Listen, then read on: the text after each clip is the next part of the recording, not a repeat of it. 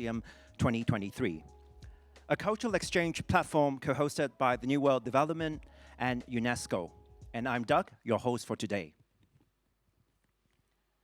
At a time when heritage and history often have to make way for the advent technology and urban development, we are delighted to have you all here today to promote and celebrate innovative heritage conservation together.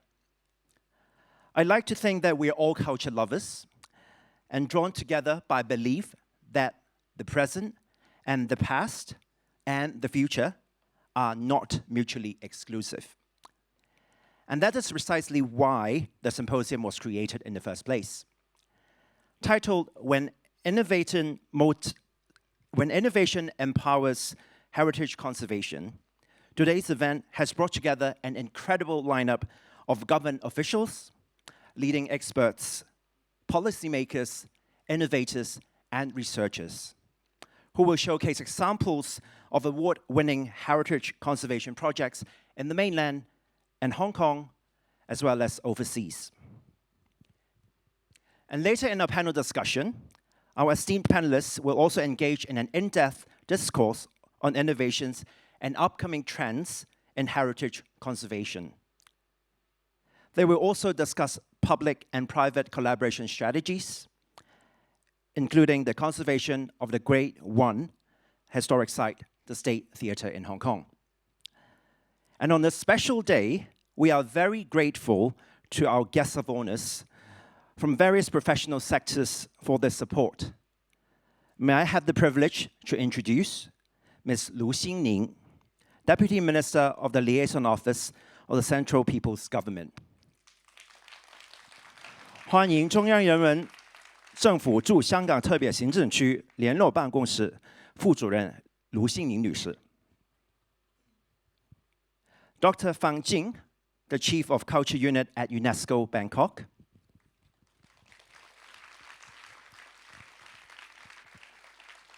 Dr. Adrian Cheng, CEO of New World Development. Ms. Bernadette Linn, Secretary for Development, the Government of the HKSAR. The Honorable Kenneth Fok, Member of the Legislative Council,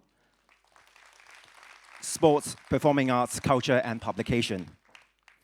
Mr. Ivanhoe Chang, Commissioner for Heritage, the Government of the HKSAR. And Professor Douglas So, Chairman of the Integrities Advisory Board. It is also our great pleasure to have speakers from all over the world who will later share valuable insights with us. It is my honor to introduce these inspiring leading experts. Dr. Zhang Jie, Professor of the School of Architecture at Tsinghua University. 清华大学建筑学院教授张杰博士。 Ms. Tan Hui Jin, Director, Conservation Planning of Urban Redevelopment Authority of Singapore. Mr. Jeff Rich, partner of Felden Clegg Bradley Studios. Mr. Jeff Tung, Head of Special Projects, Project Management from New World Development. And last but not least, Dr. Linda Shitabi, lecturer from the Division of Landscape Architecture at the University of Hong Kong. And to kickstart the symposium, may I invite our organizers and the following guests of honor on stage for a group photo together. I'd like to invite Dr. Adrian Cheng to accompany Ms. Lu Xingning, 有请壮进的卢欣宁副主任 Dr. Feng Jing, Ms. Bernadette Linn, and the Honorable Kenneth Fok to come on stage, please.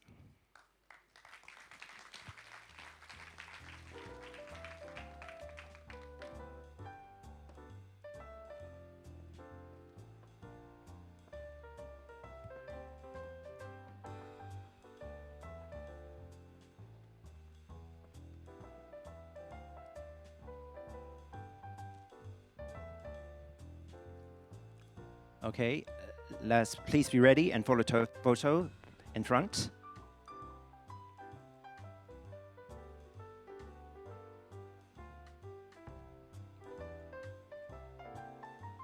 Thank you very much, and please remain on stage. We are also very pleased to have the following honorable guests to share such a meaningful day with us. Let us now invite Mr. Ivanhoe Cheng and Professor Douglas So to join us on stage, please.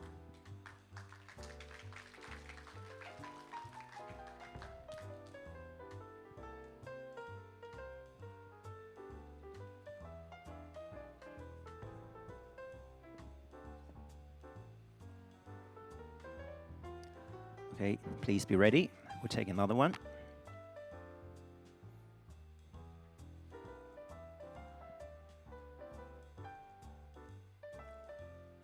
Thank you very much, ladies and gentlemen. Please remain on stage again. May we now welcome the speakers of today on stage for a group photo with our guests of honor. Please welcome Dr. Zhang Jie 博士, Ms. Tan Hui Jin, Mr. Jeff Rich, Mr. Jeff Tung, and Dr. Linda Shitabi. Thank you.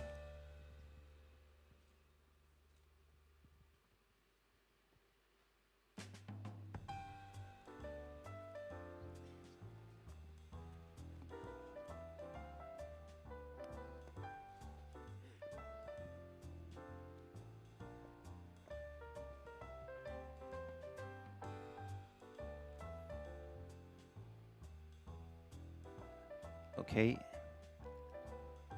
we'll take another one.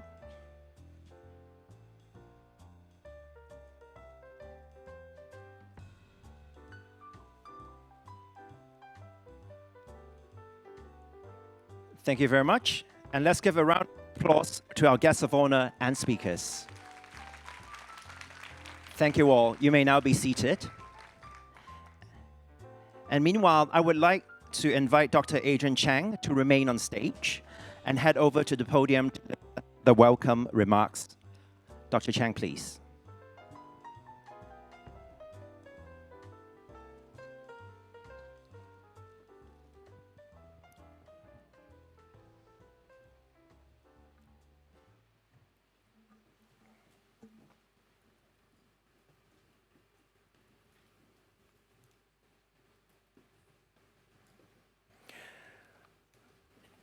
Dear Ms. Lu Xingling, 专精的卢欣凌副主任, Dr. Feng Jing from UNESCO, and Secretary for Development Ms. Bernadette Linn, Electrical Member, the Honorable Kenneth Falk, the Commissioner for Heritage, Mr. Ivanhoe Cheng, and the Chairman of Antiquities Advisory Board, Professor Douglas So. And distinguished guests and ladies and gentlemen, good afternoon. And it's my great pleasure to welcome all of you to the Heritage Innovation Symposium, a groundbreaking platform for us in Hong Kong and around the world to rethink and re-strategize the future of heritage. While today's symposium focuses on heritage innovation, the robust dialogue that we will have also help establish Hong Kong as one of the most vibrant international exchange hubs in the world, as outlined in the nation's 14th five-year plan. And it will allow decision makers, scholars, architects, and conservationists from East and West to convene and exchange ideas on culturally important topics like heritage conservation. And ultimately, I hope the success of today's symposium will fuel more world-class and robust dialogues like this. And before I go any further, I'd also like to thank our esteemed speakers this afternoon. Dr. Zhang Jie from the mainland China, Ms. Tan Hui Jun from Singapore, Mr. Jeff Rich from the UK, and Mr. Jeff Tung from Hong Kong, and also Dr. Linda Shitabi. Thank you so much. The idea of today's event was conceived 3 years ago when we embarked on the conservation journey of the State Theatre, a site of international importance, one that was born in 1952. And is a rare surviving exemplar of the once thriving entertainment business and modernist architecture in Hong Kong. This Grade 1 historic building is also steeped with the history forming the backbone of the colorful development of North Point, or what we call Little Shanghai. And there was a true cultural hub where the East meet the West, the City Hall before the City Hall, which came a decade later. It also marked the rise of Hong Kong's entertainment industries from the 1950s. And of course, the iconic parabolic beam truss has turned it into a placemaker. So we have on our hand a rare opportunity to preserve a piece of living heritage, to restore not just the tangible, but also its soul for future generations. But this is a big challenge, and we needed new ideas and innovation. We believe that the State Theatre presents a monumental case study for the world to collectively inject creativity and innovation into heritage conservation. And we also believe that the State Theatre presents a unique opportunity to demonstrate now we can strike a balance creating a sustainable and viable business as we transform it into a theatre. The success of State Theatre's conservation when it completes in 2026 will also help establish Hong Kong as a true metropolis and one of the most vibrant international cultural exchange hubs, 中外文化艺术交流地标. And already we have done 3 years of intensive research, documentation, and planning on the State Theatre, which you'll be hearing later, including the findings from our conservation management plan. We'll also be hearing from our partner UNESCO, as well as other important case studies from around the world. For example, Dr. Cheng from Tsinghua University will share with us on the Jing Penjia Alley Compound Project, which also been awarded the UNESCO Asia Pacific Awards for Cultural Heritage Conservation. But more importantly, I look forward to the genuine exchange today as we begin in a new global dialogue on the future of heritage conservation while balancing history. So like you, I'm extremely excited about today's symposium, which may be our first step forward, but it is a significant one. We're drawn together by a desire to balance nostalgia, heritage, progress, innovation, and sustainability in future projects. And I hope we can all be inspired as we turn a new page in heritage conservation. Thank you.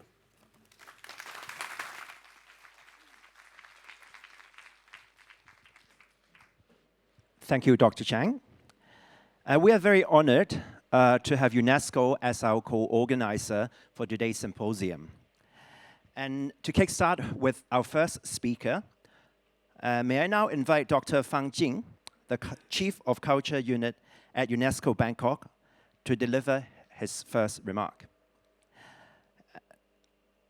Dr. Jing will share with us heritage, innovation, and sustainable development towards innovative models for sustaining heritage and heritage-driven value creation.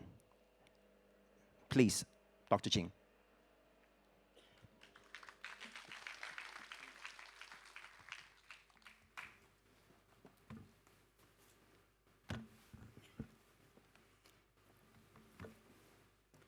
Thank you, dear moderator.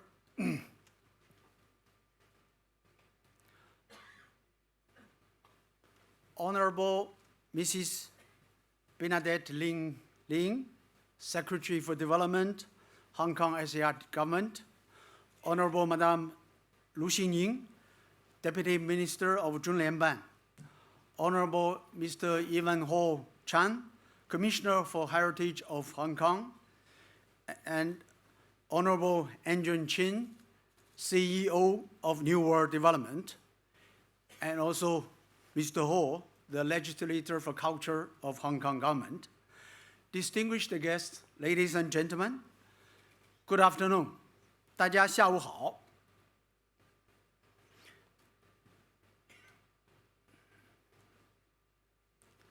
With it, I think it's really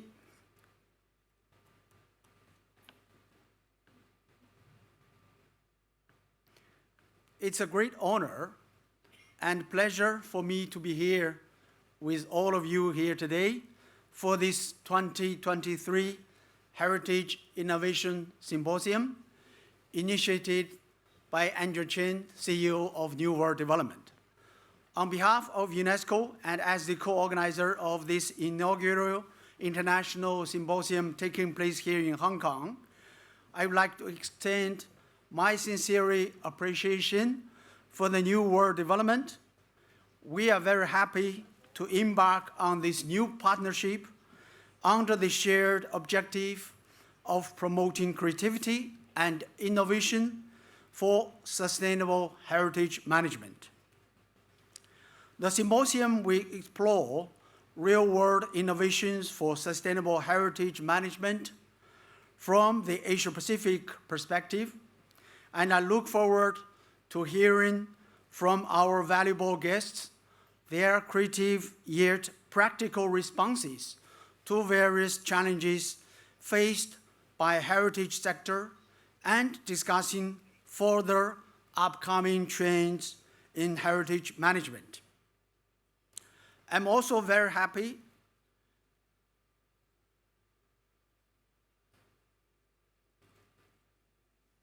also delighted to note that this occasion will kick off the Sustainable Heritage Management Executive Course, which is an ongoing initiative of UNESCO Bangkok to strengthen the competencies of heritage professionals in meeting forthcoming demands for sustainable heritage management. The 2 days on-site program to follow this symposium will be informed by innovative practices in Hong Kong from winners of the UNESCO Asia-Pacific Awards for Cultural Heritage Conservation. I have high hopes that this symposium will inspire all participants to rethink their heritage practices and reorient them to contribute to the broader framework of sustainable development and reorient them to contribute to the broad framework of sustainable development in culture, economic, social, and environmental dimensions. As an intergovernmental body, agency bringing together 193 member states and 12 associated members, UNESCO is the only UN agency with a mandate for culture. In November 1945, the Constitution of UNESCO was signed by 41 states, and UNESCO's main mission was to establish the conditions of peaceful coexistence between nations. And in this constitution, the mandate of UNESCO is defined as building peace in the minds of men and women. So the organization is committed to supporting member states in promoting peace, cultural diversity, and development with the implementation of the 2030 Sustainable Development Agenda, which provides an important opportunity to integrate culture into development policies and interventions. UNESCO's mandate is delivered through the normative instruments with 6 cultural conventions and some thematic programs such as UNESCO Creative Cities Network. And UNESCO's cultural programs aim to provide a framework ensuring a universal, uniform, and high level of legal protection, promotion, and cooperation, and thus promote synergies across the 6 cultural conventions, as well as contributing to the 2030 Agenda for Sustainable Development. UNESCO believes in a wide understanding of culture that protects our heritage, covering tangible, intangible, movable, and immovable heritage, and fosters creativity through the creative economy. The organization sees culture as both a driver that contributes directly in bringing economic and social benefits, and as an enabler that contributes to the effectiveness of development. So in this context, UNESCO has developed different programs and activities with a focus on cities. In fact, more than half of the world's population live in urban areas, and cities are seen as hubs of human activities and are integral in creating linkages between different regions across the world. They are places where economic, social, cultural, and environmental dimensions of sustainable development converge and interact.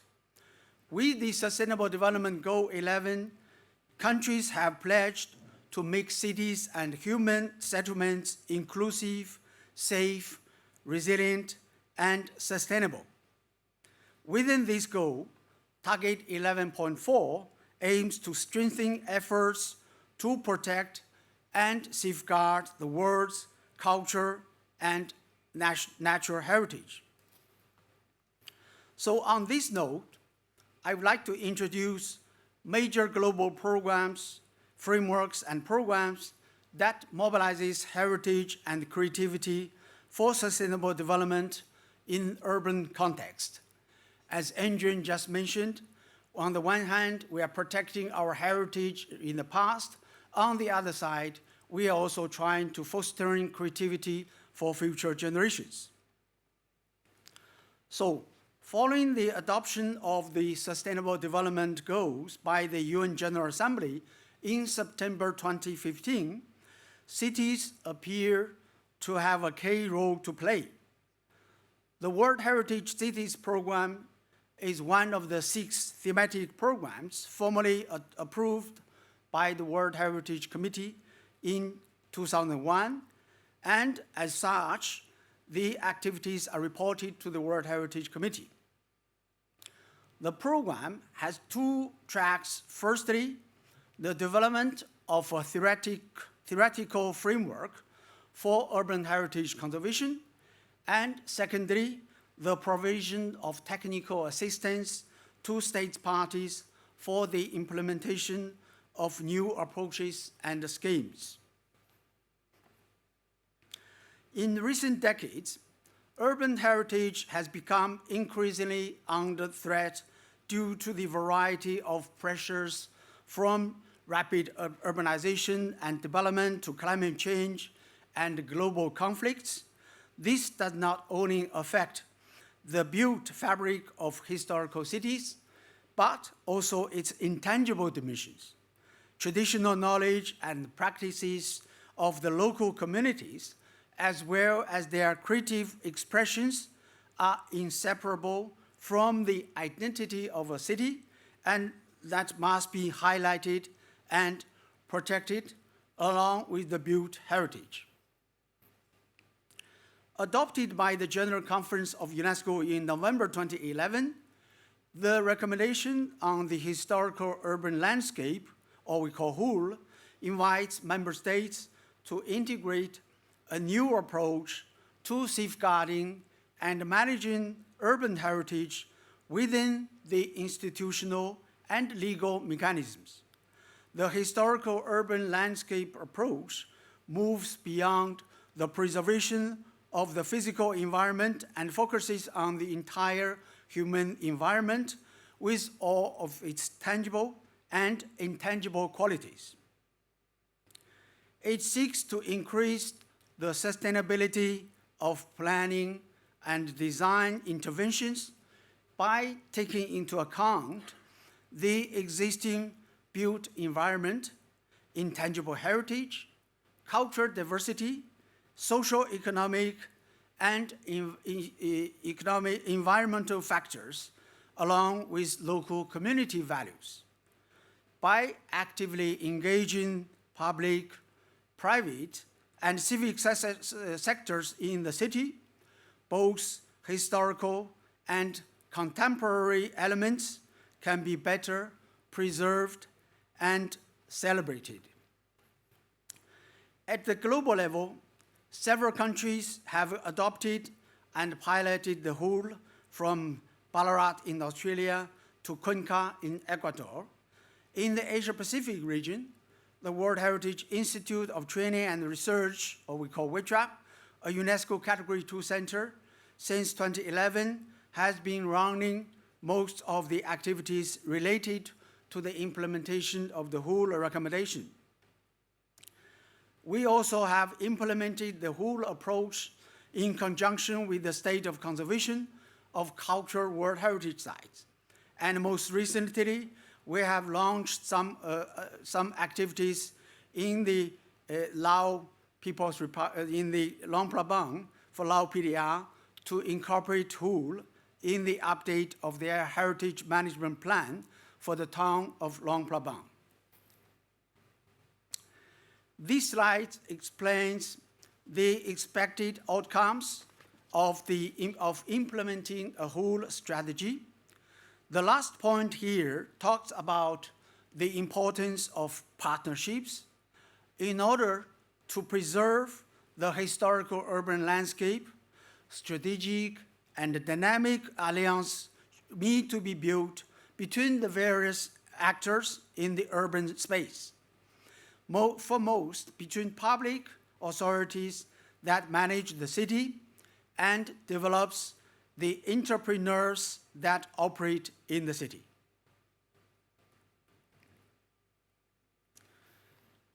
This next part of my presentation will focus on how UNESCO supports and fosters creativity in cities.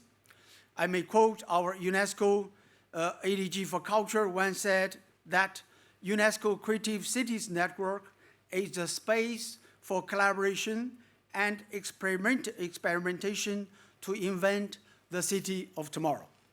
In other words, the UNESCO Creative Cities Network, UCCN, is a platform to strengthen cooperation and join cities from across the world around the common objective of harnessing the potential of culture and creativity to create a sustainable urban future for all. So to become a member city in this network, a city should be designated in one of the 7 creative fields. These are crafts and folk art, design, film, gastronomy, literature, media art, and music. The main areas of action of the network are to share experiences and knowledge, build partnerships, initiate research studies, support policy development, and build awareness and communication.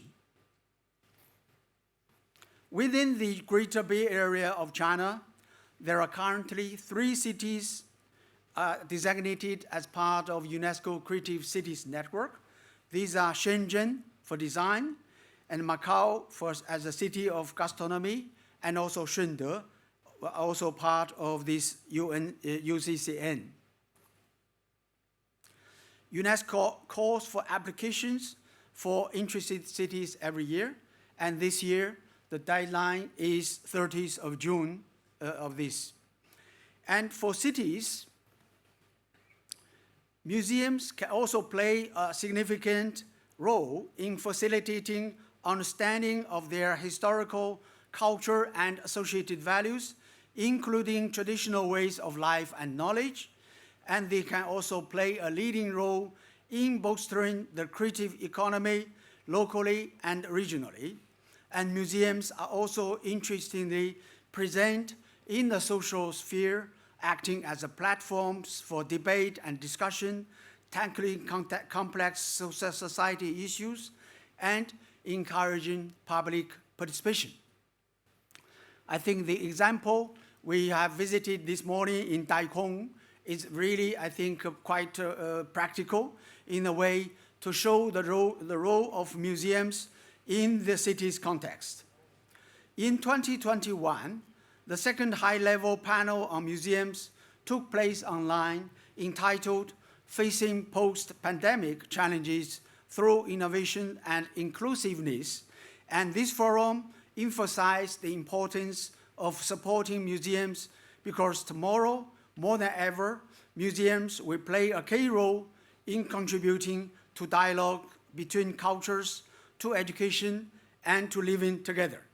In Asia and the Pacific, we are keen to engage with the museums and the challenges they face, such as the digital divide and pressing need to improve inventions and storage area management.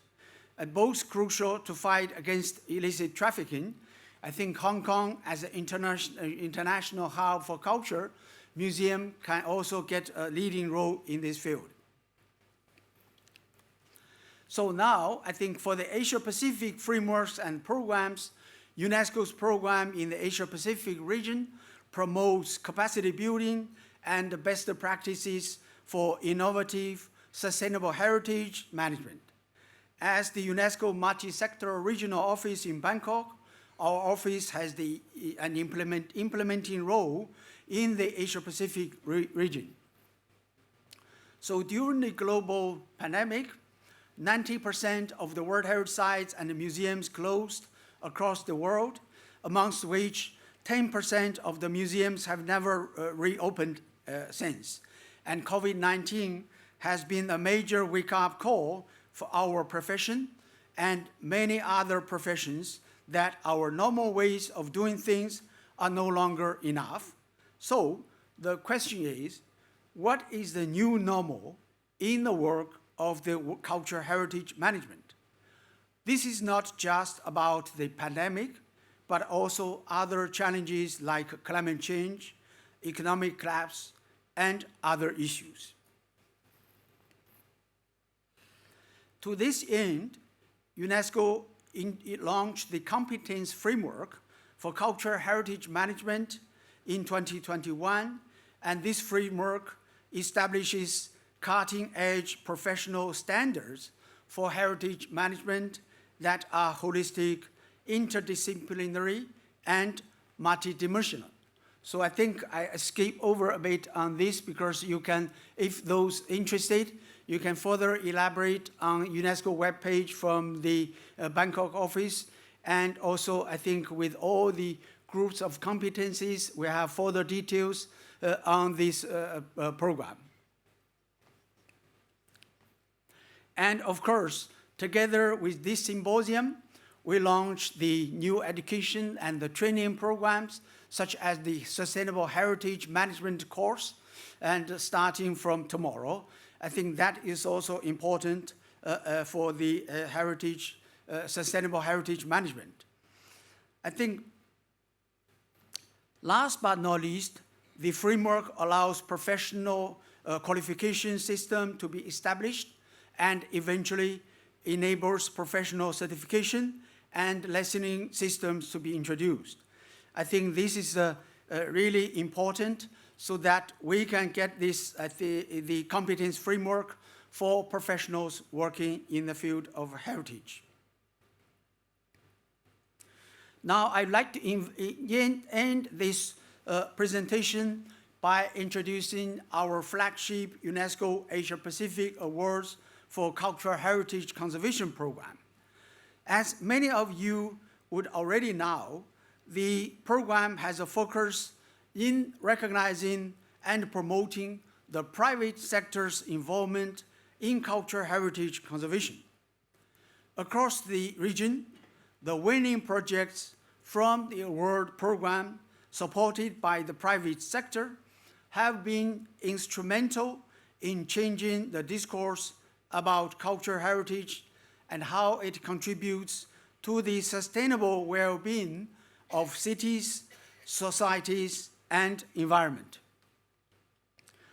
Throughout the last 23 years, UNESCO have received 956 entries from 27 countries across the region, and 278 winners have been recognized for their technical accomplishment as well as their significant policy and social impact at the local, national, and regional levels. Notably, 92 winners come from China, and out of which 28 are located within the Greater Bay Area.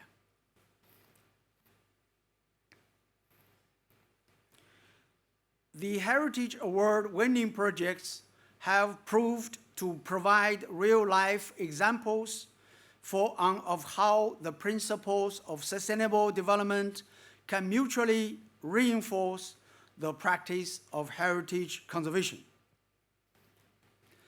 In the aim to highlight the contribution of cultural heritage to provide real-life exemplars of how the principles of sustainable development can mutually reinforce the practice of heritage conservation. So, I think the Lai Chi Ho rural cultural landscape in Hong Kong SAR was the first project to garner the inaugural special recognition for sustainable development in 2020. The jury applauded the Lai Chi Ho rural landscape project for its pioneering approach to reviving a once abandoned rural cultural landscape.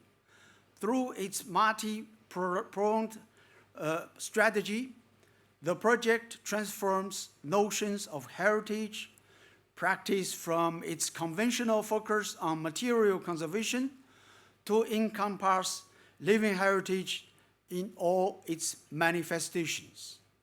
In my opinion, it was a commemorative project that truly put the sustainable goals as a priority and contributed to achieving them through a transformative heritage practice. I wonder if those of you based in Hong Kong are familiar with this site. We will be visiting the site as part of this executive course, training course, and are very much looking forward to the field visit. I think I skip over another example from India due to time constraints. And I think really,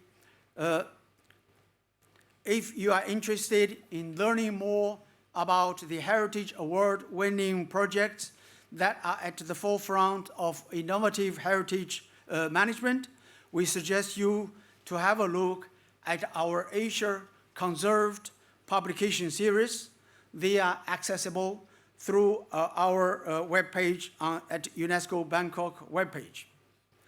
On this note, I'd like to end with a gentle reminder that the Heritage Awards program is still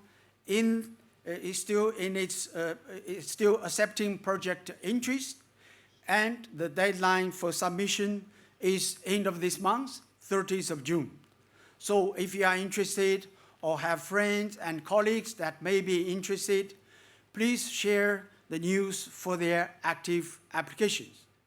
So that ends exactly the essence of this presentation, and I hope that you will have a better understanding of UNESCO's efforts for safeguarding heritage, promoting innovation, and sustainable development in the field of culture. Thank you very much. 谢谢大家. Thank you, Dr. Jing. Next, I'd like to invite Ms. Bernadette Linn, Secretary for Development, to share with us on the development of heritage conservation in Hong Kong. Ms. Linn, please.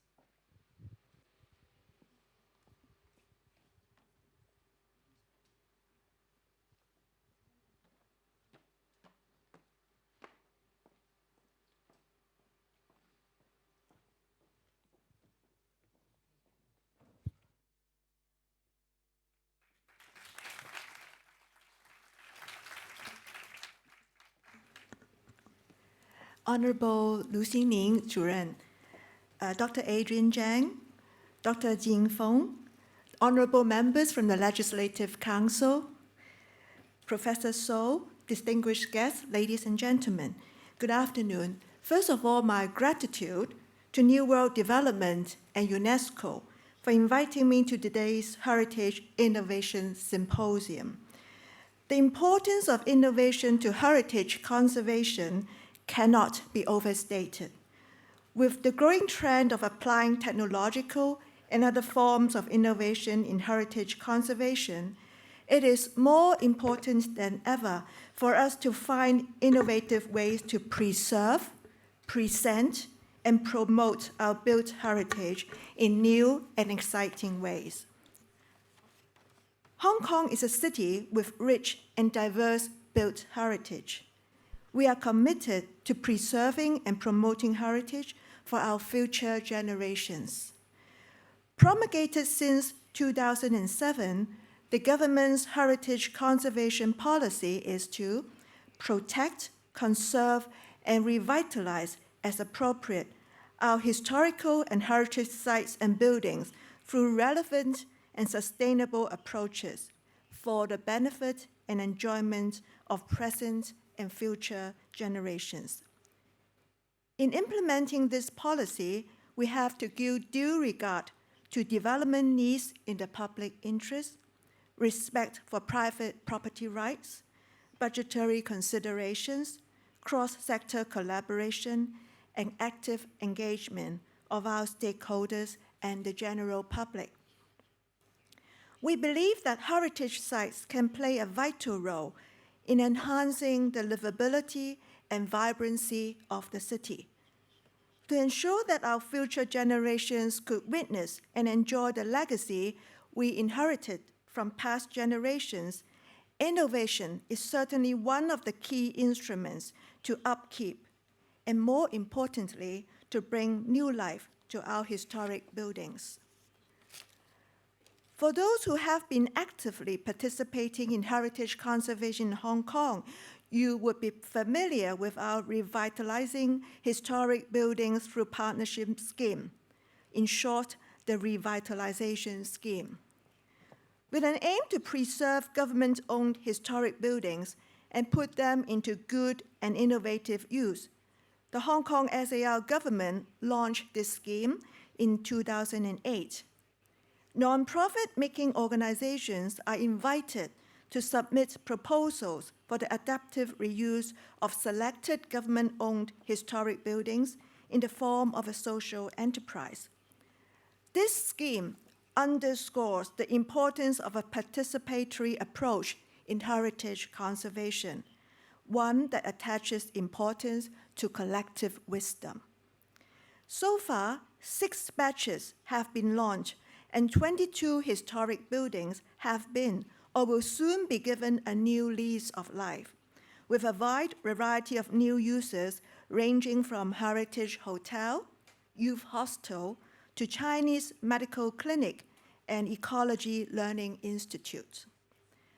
The projects have not only put our valuable historic buildings into good uses, they have also brought along various tangible and intangible social benefits by providing job opportunities for the local residents, stimulating the local economy, and building up community cohesion through local participation.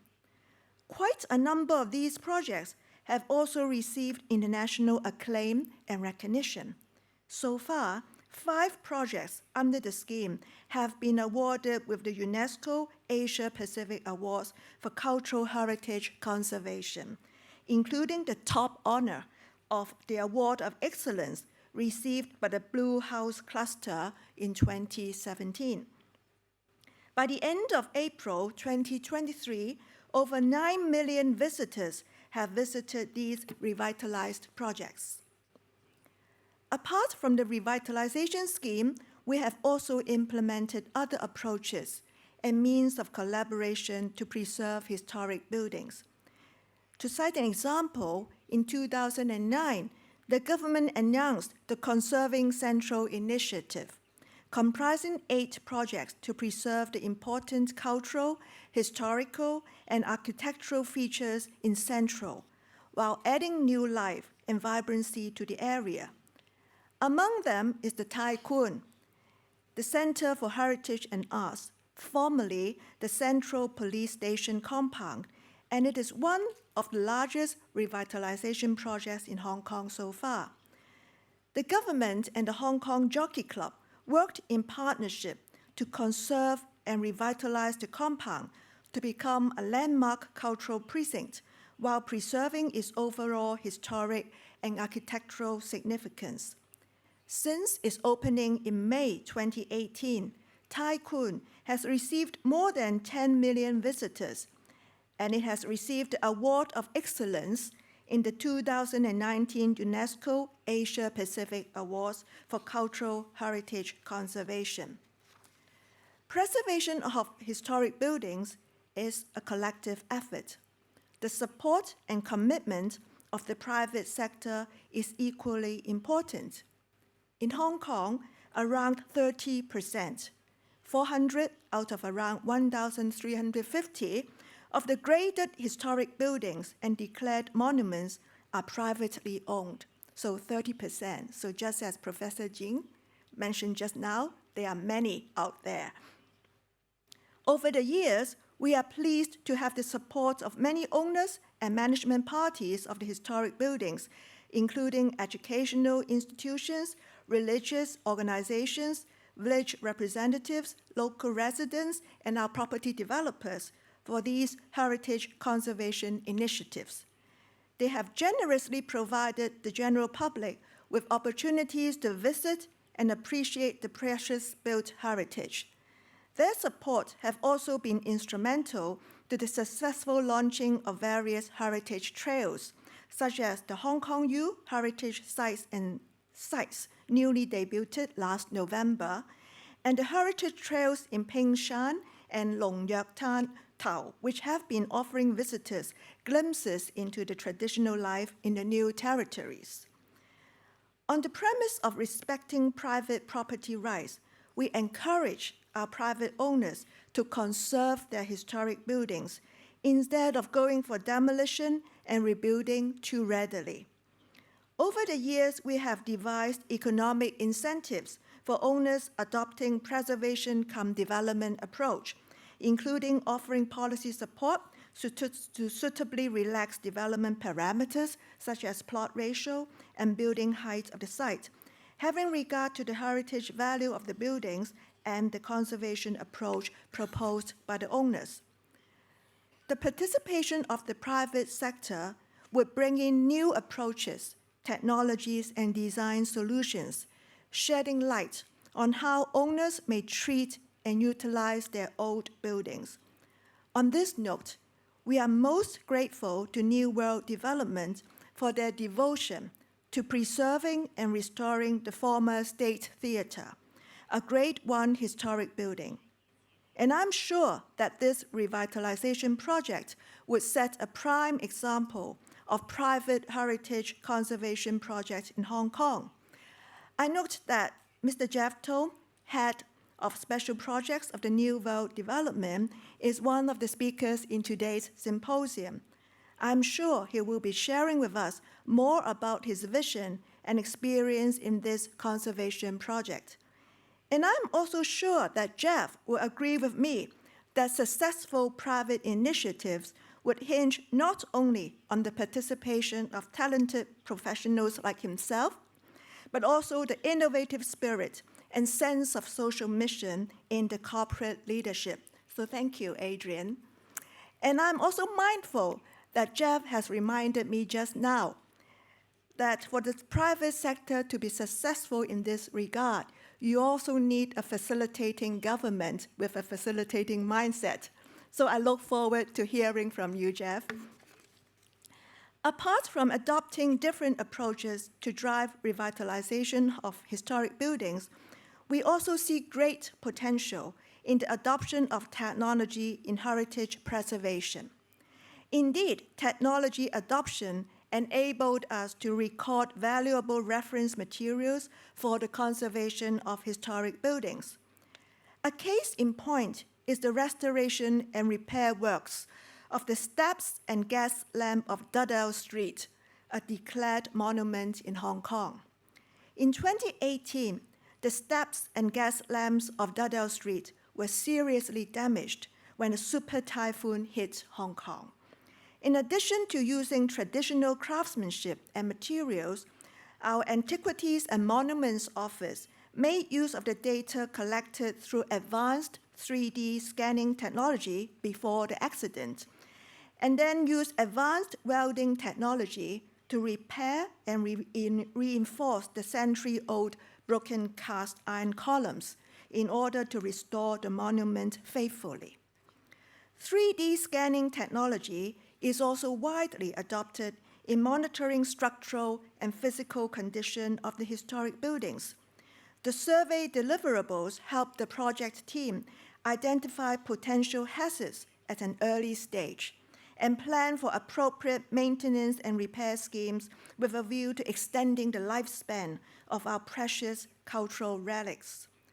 Currently, our Antiquities and Monuments Office is also exploring the application of drones and artificial intelligence algorithm to enhance the inspection of historic buildings and sites where physical access is difficult, unsafe, or resource intensive. In addition, the government has been promoting heritage conservation through innovative means to widen the visitor base.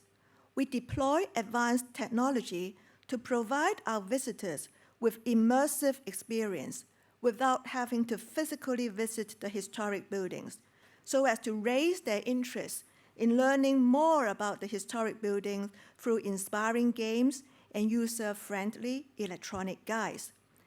In conjunction with the inaugural Greater Bay Area Built Heritage Summit last November, we presented the exhibition entitled In Virtue of Heritage, Exploring Monuments with Heritage Technology, bringing our audience to tour the historic buildings by virtual reality and appreciate the craftsmanship of the historic buildings through interactive 3D images and augmented reality games.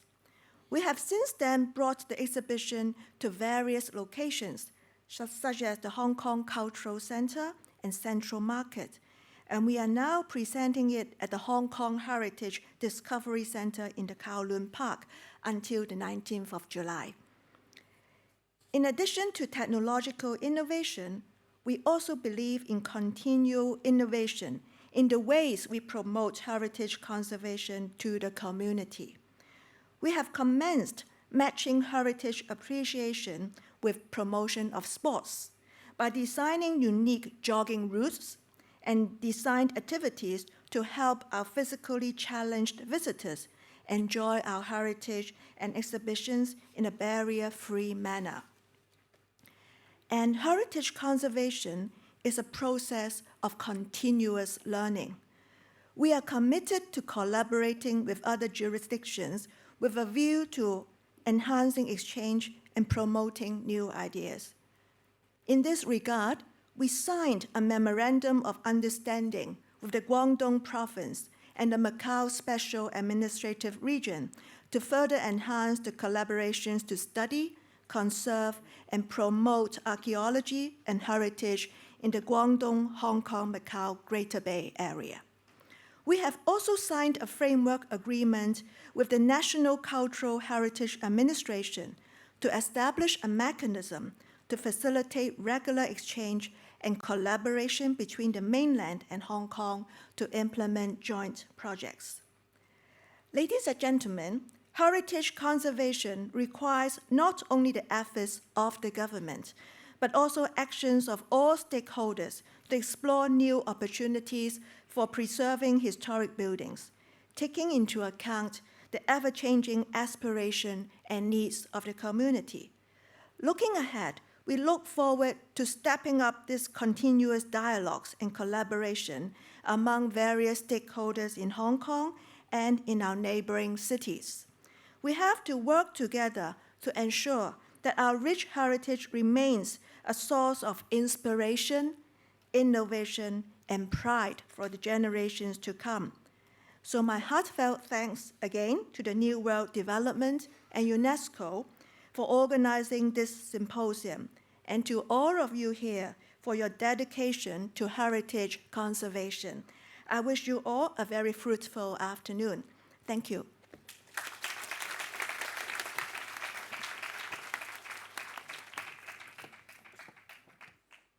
Thank you, Ms. Linn. And next, we'll have Dr. Zhang Jie, Professor of the School of Architecture at Tsinghua University, to give us a presentation on Jing, a historic Chinese town that we are all familiar with. Dr. Zhang.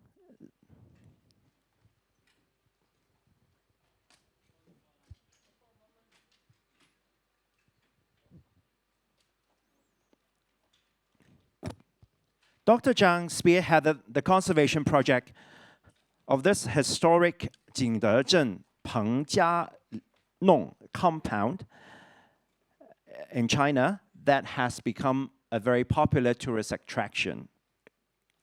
This project has also been awarded with Award of Distinction by UNESCO Asia Pacific Award for Cultural Heritage Conservation in 2021. So let's welcome Dr. Zhang, please. Thank you for the chairman. Ladies and gentlemen, it's my great honor to join today's event. And I feel very happy to be back in Hong Kong U. This is one of my quite a few visits to this great place. And also is happy to meet some old friends and to meet some new friends. In order to guarantee my talk, I think I'm going to speak in Chinese. Otherwise, I might annoy you with my broken English. So, with the help with our spontaneous interpreters. 我今天呢，跟大家带来的是景德镇过去10多年，我们和地方的政府、社区和艺术家呢一起来从事的城市更新的情况。题目上呢，大家可以看到哈，这个文化、绿色，把两者结合起来，来共同推动新的和旧的共生，带动城市的发展。了解大陆发展的人呢，可能知道，过去几年呢，中国大陆的城市化水平已经超过64%。在这样一个背景下呢，中央政府提出了推动城市更新的国家的战略。那么，城市更新的国家战略呢，在这个行动计划里头提出了4类。这4类呢，包括老旧街区、厂区、老旧住宅区和这个老旧就是村子。实际上，村子更多的指的是类似城中村。所以这样呢，我列了2类呢，就是老旧的厂区和街区，成为我们今天呢关注文化和城市更新的一个纽带。那么在这样一个题目下呢，我呢和团队过去呢长期思考这样一个问题。以前我们讲保护，更多的是从文化角度来考虑，但今天呢，在可持续发展这个题目下，低碳和零碳发展呢，刚好将我们把保留更多的既有的建筑和结构呢，那么纳入到新的发展里头。所以呢，我们就提出呢，可以以文化来引领，那么以绿色呢来助力这样一个新的发展的模式。在文化引领这个方面呢，因为今天呢是我向大家呢，这个算是汇报呢我们在景德镇的工作，所以在这个过程中呢，我跟团队呢很多年呢都在试图结合中国的城市的特殊的历史和文化呢，来建构呢能够代表中国文化和历史的保护要素的体系。我们知道呢，这个城市保护它的文化不同、历史不同呢，保护要素的体系也有可能有差别。早在03年的时候，我有机会呢，为广州整个城市7000平方公里呢，做了它的这个整体的这个城市的保护，所以那也是在这个大陆呢第一个在整个城市的行政区范围内，对所有的认为应该保护的，比如说城市里的建筑、城市里的街区、景观，还有外围的村庄等，这个规划呢，也是非常早把这个文化景观纳入了整个城市保护里头。当时提了这个山、城、这个田、海这样的一个区域的一个特色的保护。对于建筑来讲呢，尤其对街区，我们在90年代初大拆大建正在盛行的时候呢，当时是从文化的角度开始推动呢，城市的街区最好不要整体的去做这个拆改。当然，今天呢，这样一个综合的评估呢，已经将碳排等因素呢纳入体，也是我们日常工作呢对一个地方的建筑街区呢进行综合评估的方法之一。那么对于这个双碳，就是低碳和零碳呢，向大家汇报一下呢，在这个大陆呢，就是内地呢，这个建筑的建造阶段，它的碳的贡献呢接近1/3，然后呢是这个运行阶段。所以呢，减碳或者零碳呢，先手其就是利用既有的这个物质的环境，否则你要建新的这个建筑的材料，然后进行建造。在这其中呢，就是工业建筑，在这个内地呢有非常多的类型的。这儿呢，我跟大家简单的列了不同的年代的和建筑以及它的存量，大家可以看到这个量是非常可观的。那么在过去景德镇10多年呢，我们就基本上聚焦了这2大类。一个呢是老旧厂区，一个是呢实际上过去也是工业区，但是传统的现在应该是传统的街区。在这样2个方面的话，我们就推动了景德镇在过去10年它的这个跨越式的发展。讲到景德镇呢，很多人都熟悉陶瓷，那么它也是中国代名词，陶瓷啊那么当然提到陶瓷的，自然要想到景德镇，它是这个海上和陆地啊丝绸之路的重要的起点之一。那么在历史上呢，它唐代呢就有这个陶，就是比较粗的陶，但到了宋代，高岭土的发现，使得景德镇人呢能够制造出全世界当时最薄、最白、最结实的陶瓷，然后呢就得到了那时候的中央政府的重视。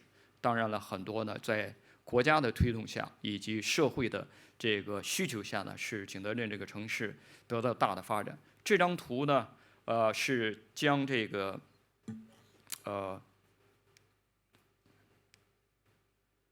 这是宋代在高陵山下的。到了元朝和明朝的时候呢，就是在今天我们去的景德镇老城的范围呢，这个它的城所在。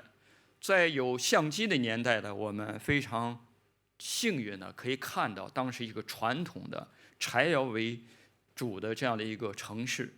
当然，今天前头这个江呢是这个昌江，它的岸呢已经是现代的这个防洪堤砌筑的。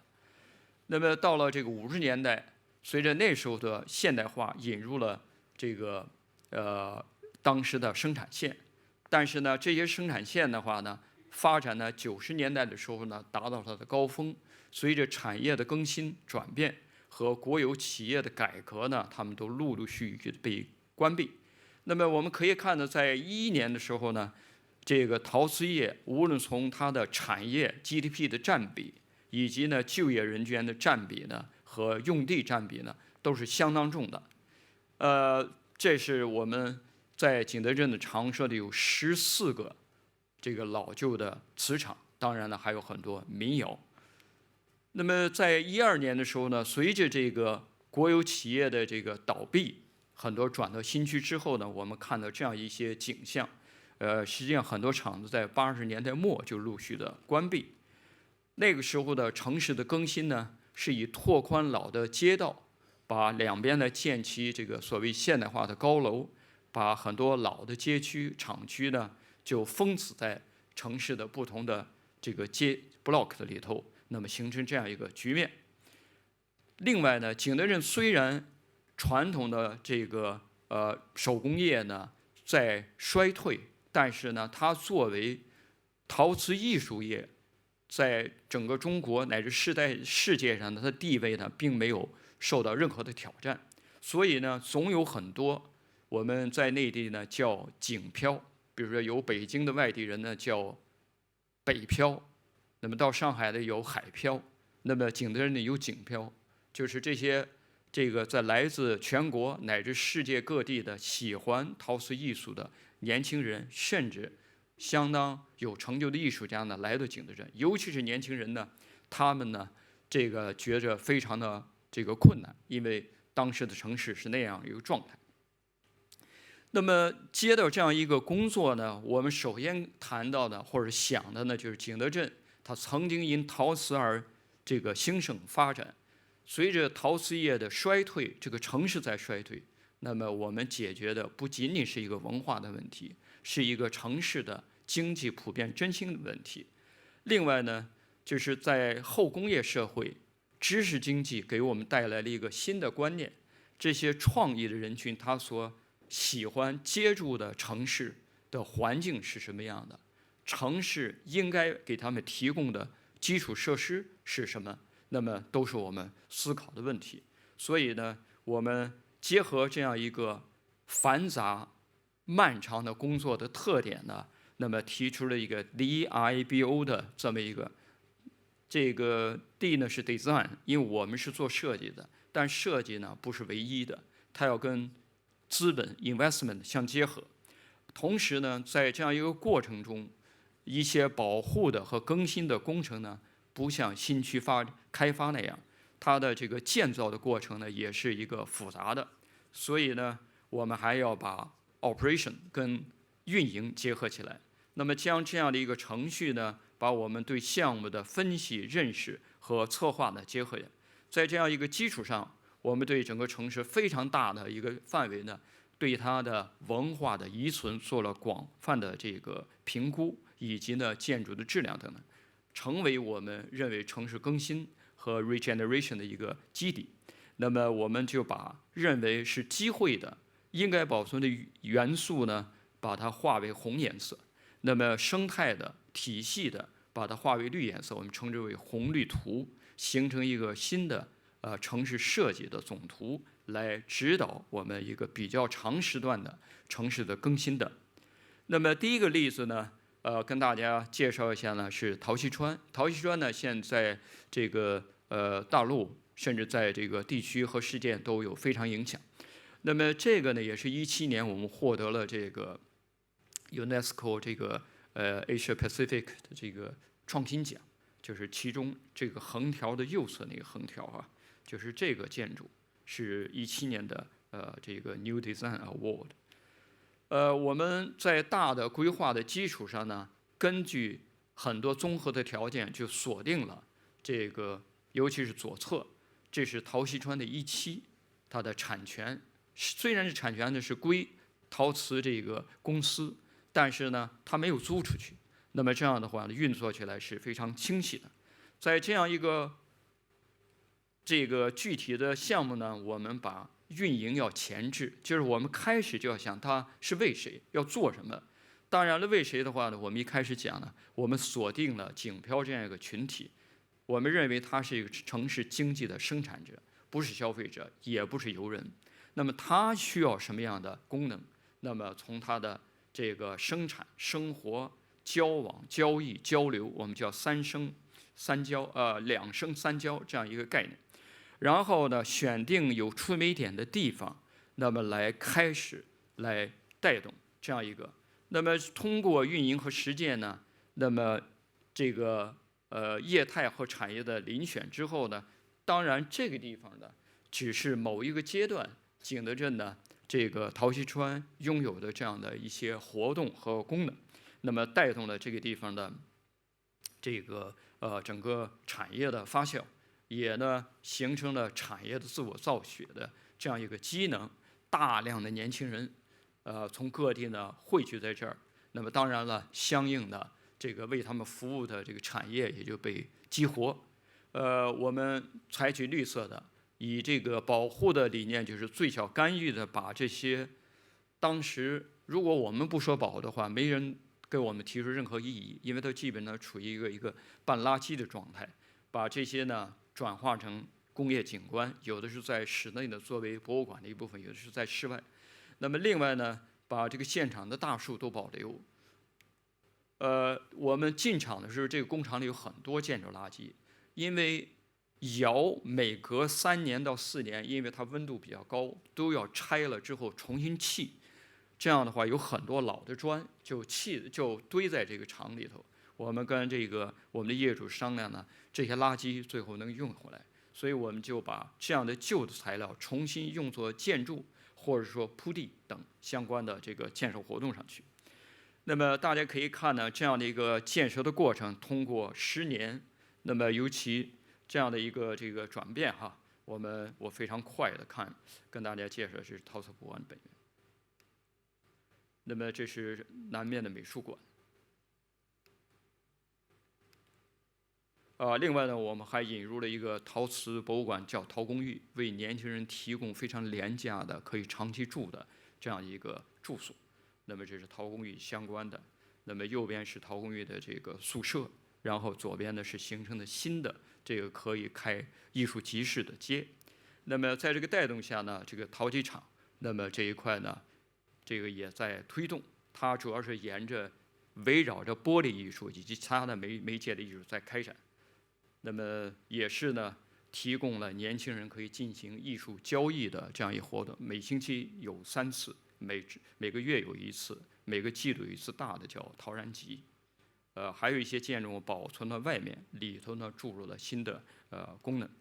这是一个玻璃工作室。非常快，还有这个体育设施。那么非常快的跟大家这是整个陶溪川呢，陆陆续续这些年发展之后的一个状态哈。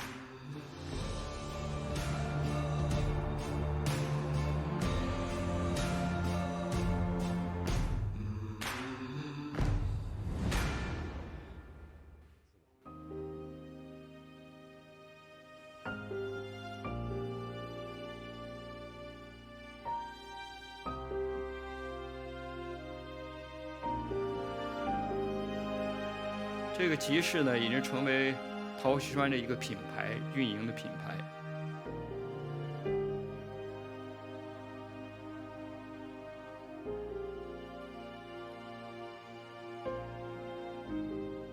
在这里面，你把握生存是没有问题的。做自己喜欢的事情，大家在一起相处，其实就跟家人一样。我基本上都是靠着摆摊为生的。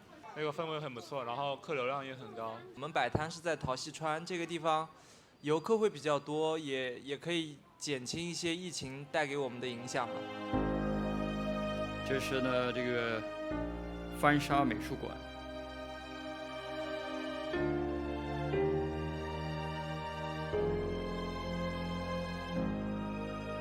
有各种这个戒指的艺术加工厂。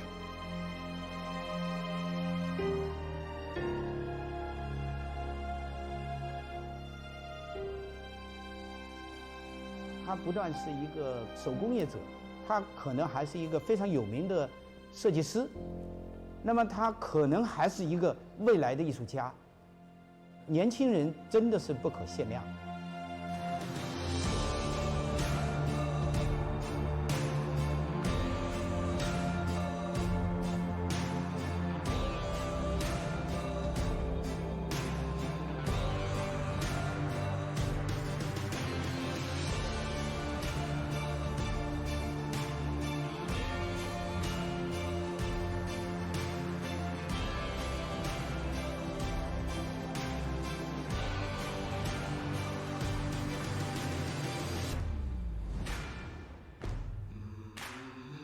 时间关系，我就把这个去。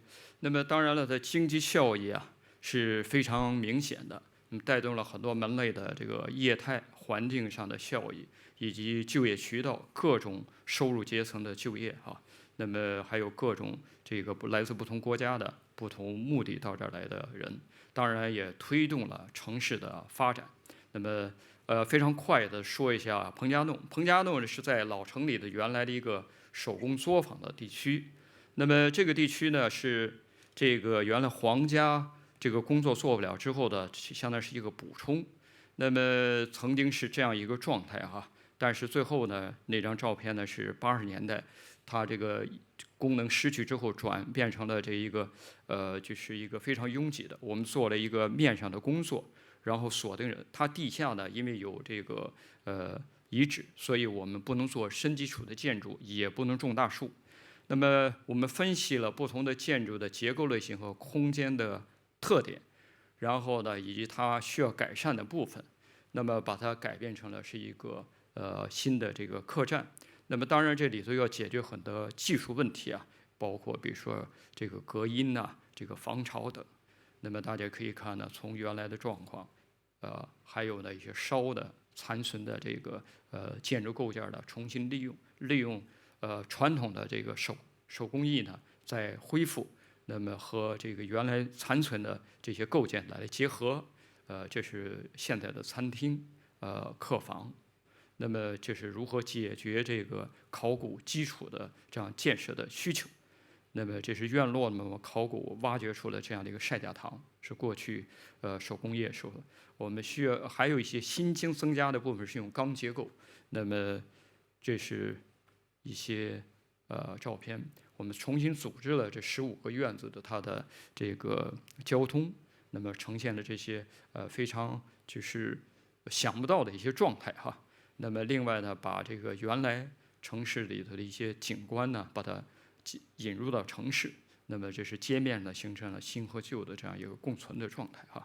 那么再一个呢，就是最后一点呢，就是整个这些项目都是由陶瓷啊这个公司来做的，是一个国有的平台，所以他们非常注意啊这个品牌的运营，我们也让年轻人跟他们一块儿做很多活动。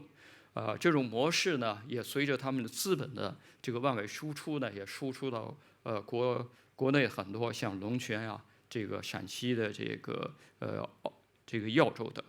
那么这个由于它在推动这个大众创业、万众创新的这样一个工作中，在这个全国非常突出，所以呢，李克强总理呢，这个2次呢，这个巡视景德镇。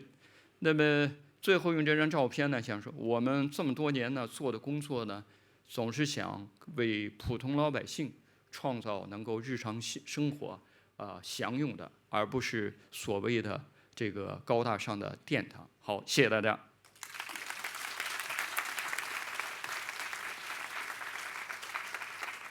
Thank you, Dr. Zhang, for a very interesting presentation on the case of 景德镇。非常感谢张博士的那个分享哈，一个非常有趣有意思的一个项目哈。那接下来okay, before we begin our next session, we'll take a very short break. May I first invite our guests of honors and speakers to enjoy the refreshment outside.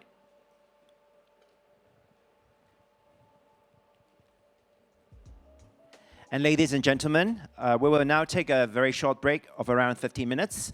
We'll return to this hall at around 4:10, and we'll continue with more inspiring talks and discussion on heritage conservation. Thank you.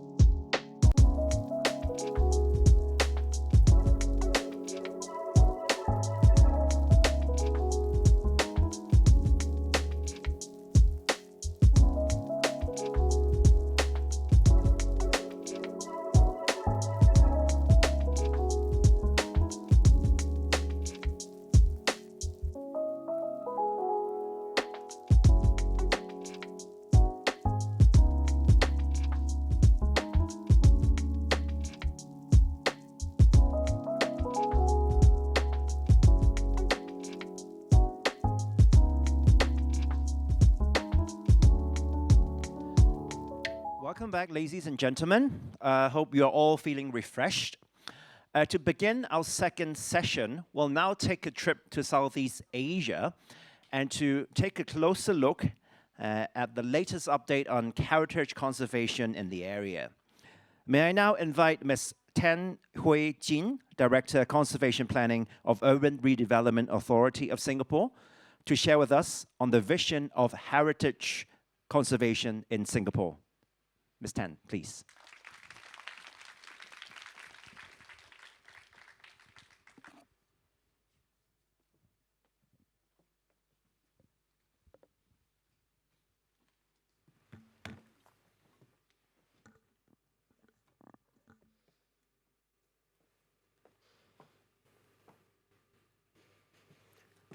Good afternoon, guests of honor, speakers, ladies and gentlemen. I'm just going to time myself because I can go on and on. Just give me a while. Yeah. All right. Heritage conservation is a journey, and sometimes it can be a very long one. It involves many, many players, policymakers, regulators, owners, advocates, the larger public. So it's very important that we work well together. I'm Hui Jin, I'm from the Urban Redevelopment Authority of Singapore, URA, and we are the planning authority as well as the conservation authority in Singapore. So we do formulate guidelines and policies. We also look at land use and intensity, development intensity. So we make it transparent and clear for all to see what can be developed on the site. And so that's how, as the Planning Authority and the Conservation Authority, we did quite a fair bit on conservation of built heritage in Singapore. So today I'll share with you some of our experience using 3 projects involving working together or working in tandem with the private sector.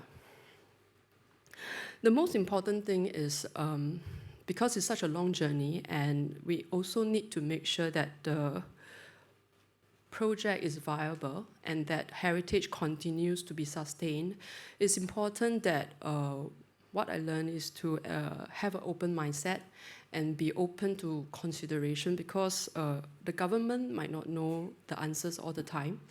You really need the specialists, the people out there, to really come on board, and together we create something that is for the future generations. All right. So just a little context, Singapore, we are a very young nation. Modern Singapore is founded just like about 200 years ago. We are not very big, we are very small. We are only like 43 kilometers in the widest point, north-south 23 kilometers, land area 734 square kilometers. Hong Kong is about 1.5 times larger. Our population is 5.6 million. And being a city-state, we are a city, we are also a country, we have to juggle with quite a fair bit of competing land needs. So we need to make sure we can set aside sufficient land for housing, for economic activities, for industries, port, airport, etc., and also for places for recreation. So it's a constant juggle, and as we go along, the conservation approach we have to take is to be pragmatic, to be balanced, and also to take a long-term perspective.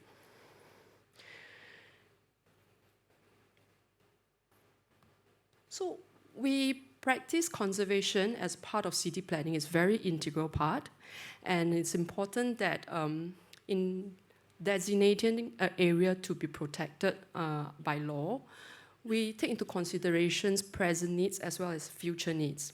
So it's pretty important that we also, as we develop, we also have conscious effort to try to protect or enhance areas of special qualities, unique areas in Singapore. It is a challenge. It's not always easy. It's never easy, actually. And we always have to see and strike a balance on what is it about the history we want to keep and what is it that can be torn down and intensified. So in Singapore, when a building is conserved, it actually is protected by law, and there's legislations put forth to govern what can be done to the building There will be submissions process, there will be guidelines, and all these have to be, there's also penalties involved if things are not done correctly. So one of the backbones in terms of formulating the guidelines as well as the policies is to, as I mentioned just now, long-term approach, make sure that things can be adapted to modern needs as well as use. So in Singapore, over the last 30 years or so, since we started protecting buildings, we have 75 national monuments, as well as about more than 7,200 conserved buildings. So all these are legislated. A lot of our conserved buildings are in the old areas, the central area, and they are mostly privately owned. And many of them are of the shophouse typology, and yeah. Oh, sorry.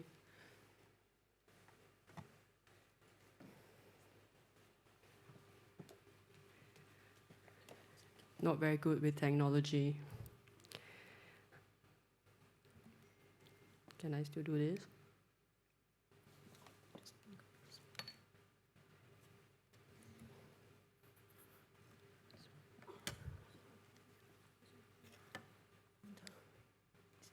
Oh, it's the one at the top. Sorry. Thank you. Sorry about that. Okay, so most of them are the shophouse typology, as seen in the bottom left of this diagram. And the guidelines are gradated.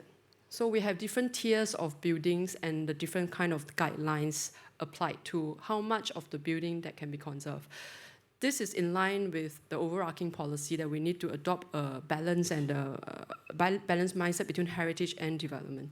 So we can see that for Chinatown, Kampong Glam and Little India, these are the oldest settlement in Singapore. The entire building has to be kept. They can't be, the form cannot be changed. Whereas in the newer areas like the secondary settlements like Balestier, Joo Chiat, these are later settlements which developed in the early 1900s. The back of the shop house can be taken down and the new floor area added. So I will bring you through to Joo Chiat, Katong Joo Chiat, which is one of these secondary settlements. So the Katong Joo Chiat area is located in the eastern part of Singapore. This is where the city expanded in the early 1900s when the central area, the old city center, got overcrowded. And originally plantations and seaside houses for the wealthy, new roads started to be built, and ribbon developments or party ward developments get built. So over the years, more and more such buildings are added on, and some of them are simpler ones, some of them are a bit more ornate with a lot of delicate motifs. So this is a photo taken from Koon Sing Road. It's one of the more iconic street blocks in the area. It is actually houses. So behind the walls are actually people are staying there and houses. And in fact, it attracts a lot of attention. Like on a normal day, even at 12 noon, you can see tourists or locals like taking Instagram or I don't know, TikTok apparently. Yeah, there. So that's quite representative of what Joo Chiat Katong is today, because there's it's steeped in straits Chinese Peranakan kind of culture. So this is an aerial view photograph of the precinct, taken in the 1980s. I just added this in to give you a general flavor of how the area is like. So this is Joo Chiat Road. And if you could see beyond this line, there are all these higher blocks and taller blocks there. That's on reclaimed land. So in the past, East Coast Road was where the beach is. And there were all these bungalows dotted around the area, opening up and getting sea breeze. Over the years, this area has developed into area for local businesses, supporting the neighboring precincts, and some of them also have the national catchment. This is a conservation plan for the area. We call them Joo Chiat Conservation Area. Those toned in grey are actually buildings that are protected. So to date, there are about almost 800 protected buildings in this area, and it was protected over 3 phases. 1993, 2003, and 2009. It was a bit of an additive kind of effort. So back in 1990s, our priority was really on the hardware, the physical, the urban fabric. So we did extensive research and we selected buildings of the highest architectural, historical, social significance, and about 500 was protected.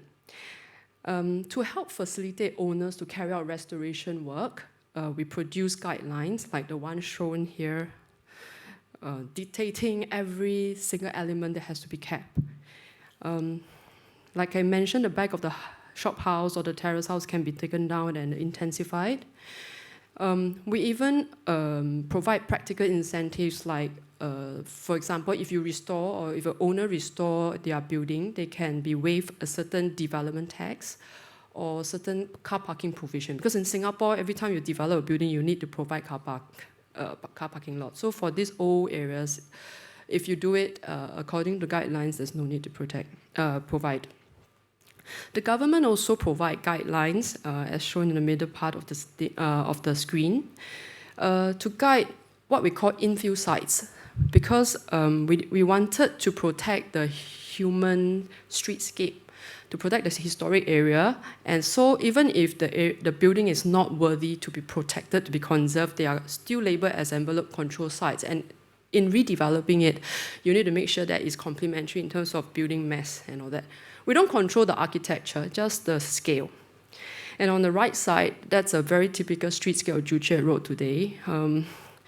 The government expanded effort and invested in providing basic infrastructure, and we improved things like the pedestrian walkways and provide some tree for shading purposes to make it a better experience for the pedestrians.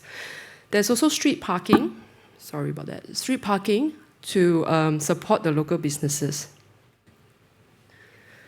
This slide is about what happened in the early 2000s. So in the early 2000s, there was a general move towards local identity. So appreciating what is special about local neighborhoods. And there's also, Singapore also became a lot more consultative.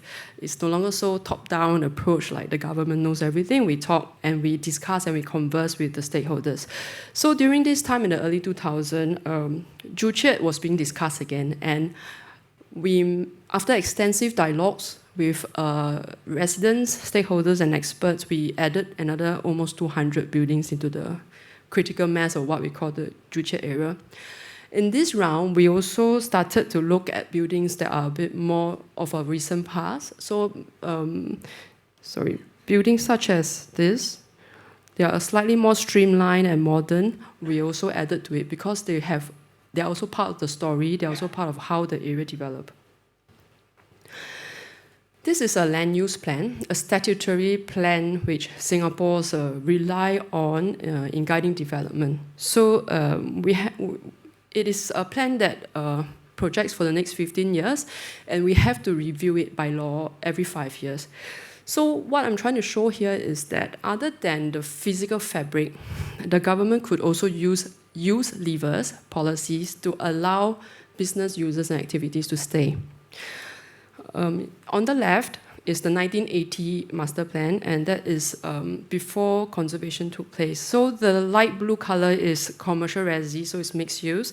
The peach color is residential. And then as we go along, we started rezoning the sites, especially those along Joo Chiat Road in the middle. Oh, I pressed the wrong thing again, so sorry.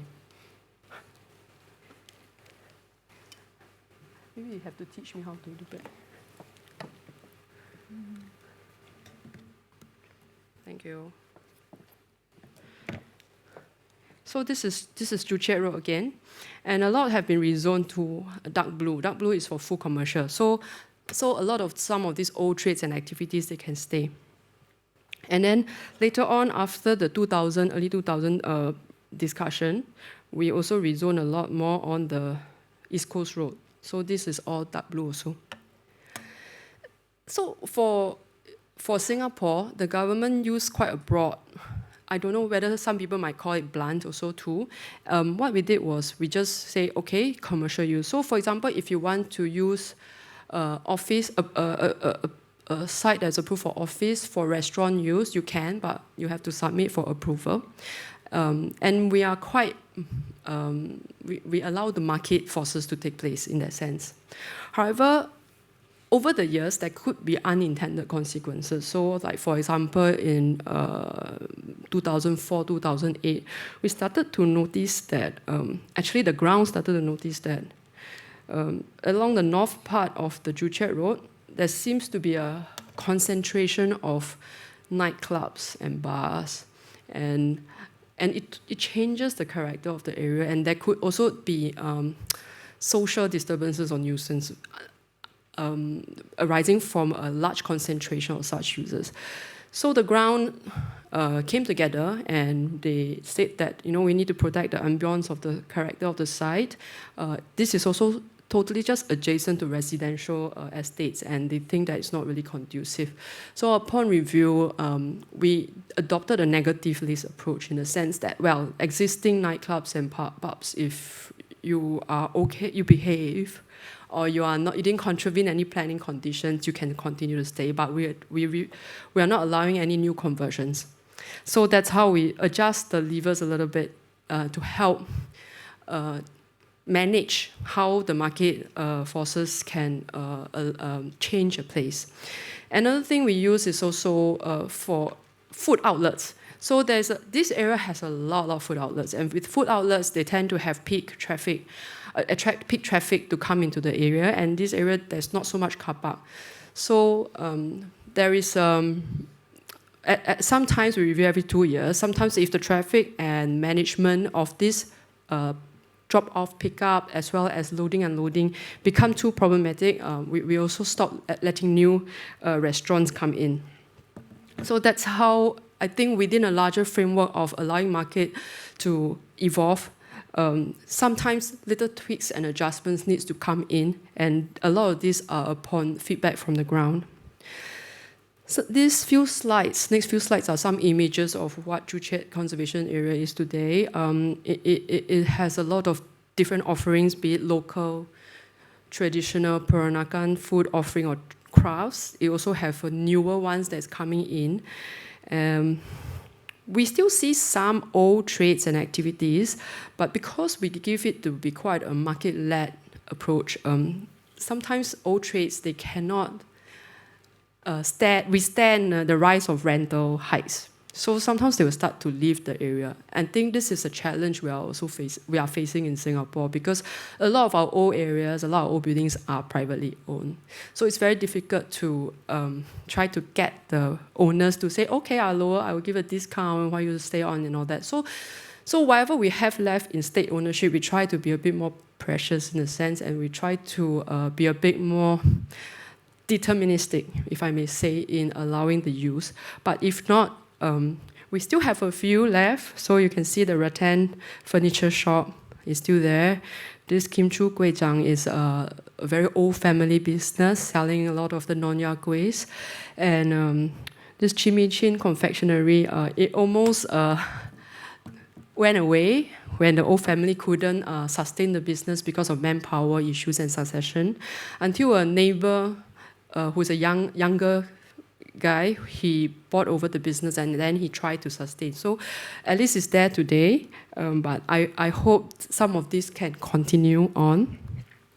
So other than this, the other agencies, government agencies, are beginning to come into play. So we have our Singapore Tourism Board. They see value in trying to also promote footfall into the area, because they believe that where the locals go, tourists also go.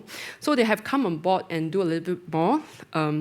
They have, for example, worked with tertiary students from LaSalle College to bring public art, be it murals, music, into the area in a week-long event that attracts and promote to the wider public how to appreciate the Joo Chiat culture. Then we have our National Heritage Board, the NHB, who just last month announced this new program called the Heritage Activation Node. And they have identified Juche as the first one that they want to work with the ground. So in this case, they have identified a group called Katong Culture. And what they want to do is to have regular programming for heritage programming, as well as to train volunteers to bring more people to appreciate the culture there. So I think Juche, over the last 30 years, have changed a bit. There's some gentrification going on. But I do hope that, with all these efforts, be it ground efforts, be it other agencies' effort, together with our URA efforts, change can be managed, and it doesn't change so fast. I think we have to accept that there will be change, but I hope that it slows down sometimes. So that is Juche, and it's a 30-year journey, and it will continue. The next one I wanted to share is on capital development. Sorry, just do a time check. So capital development comprises 3 old buildings: the Stamford House, Capitol Theatre, and Capitol Building. So this came into state ownership in the 80s, and the state wanted to do something with the building, but especially the Capitol Theatre, which is right in the center of the site here, it was not in a very good condition. So it didn't proceed because it seems like the cost of restoration would be too great. So in the early 2000s, like 2006, 2007 actually, we put these 3 buildings up to be protected by law.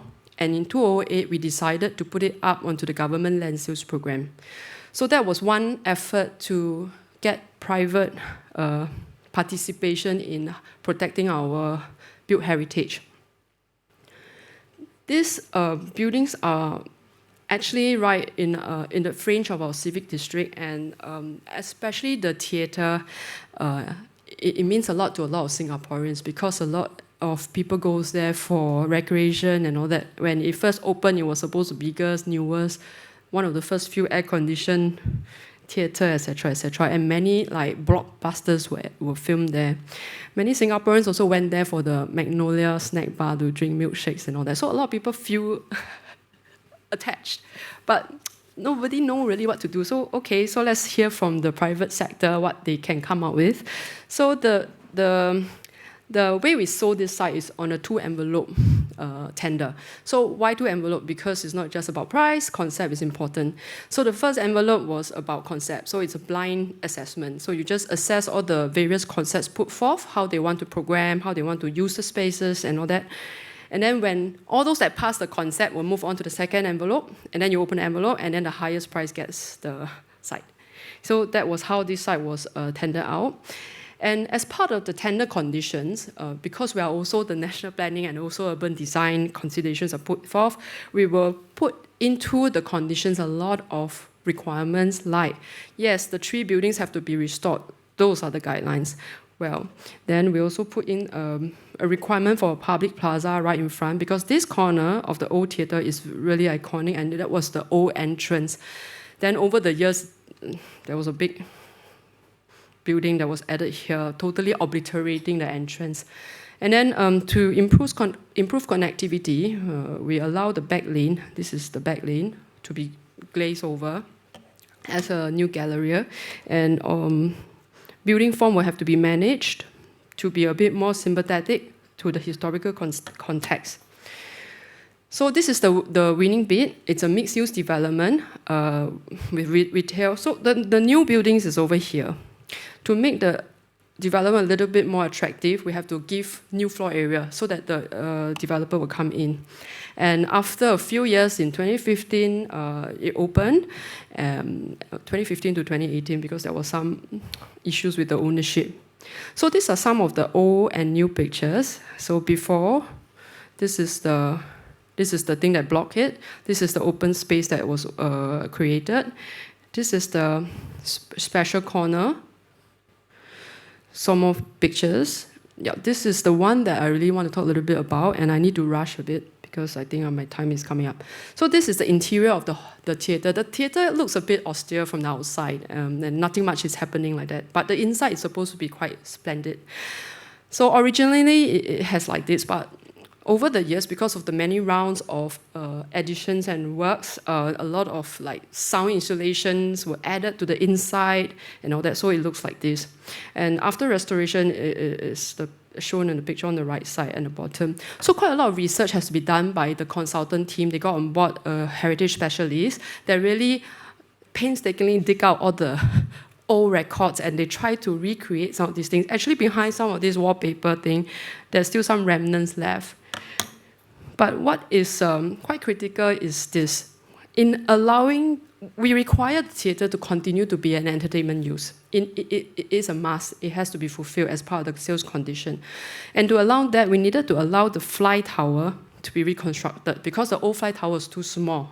It couldn't house a lot of the current technology.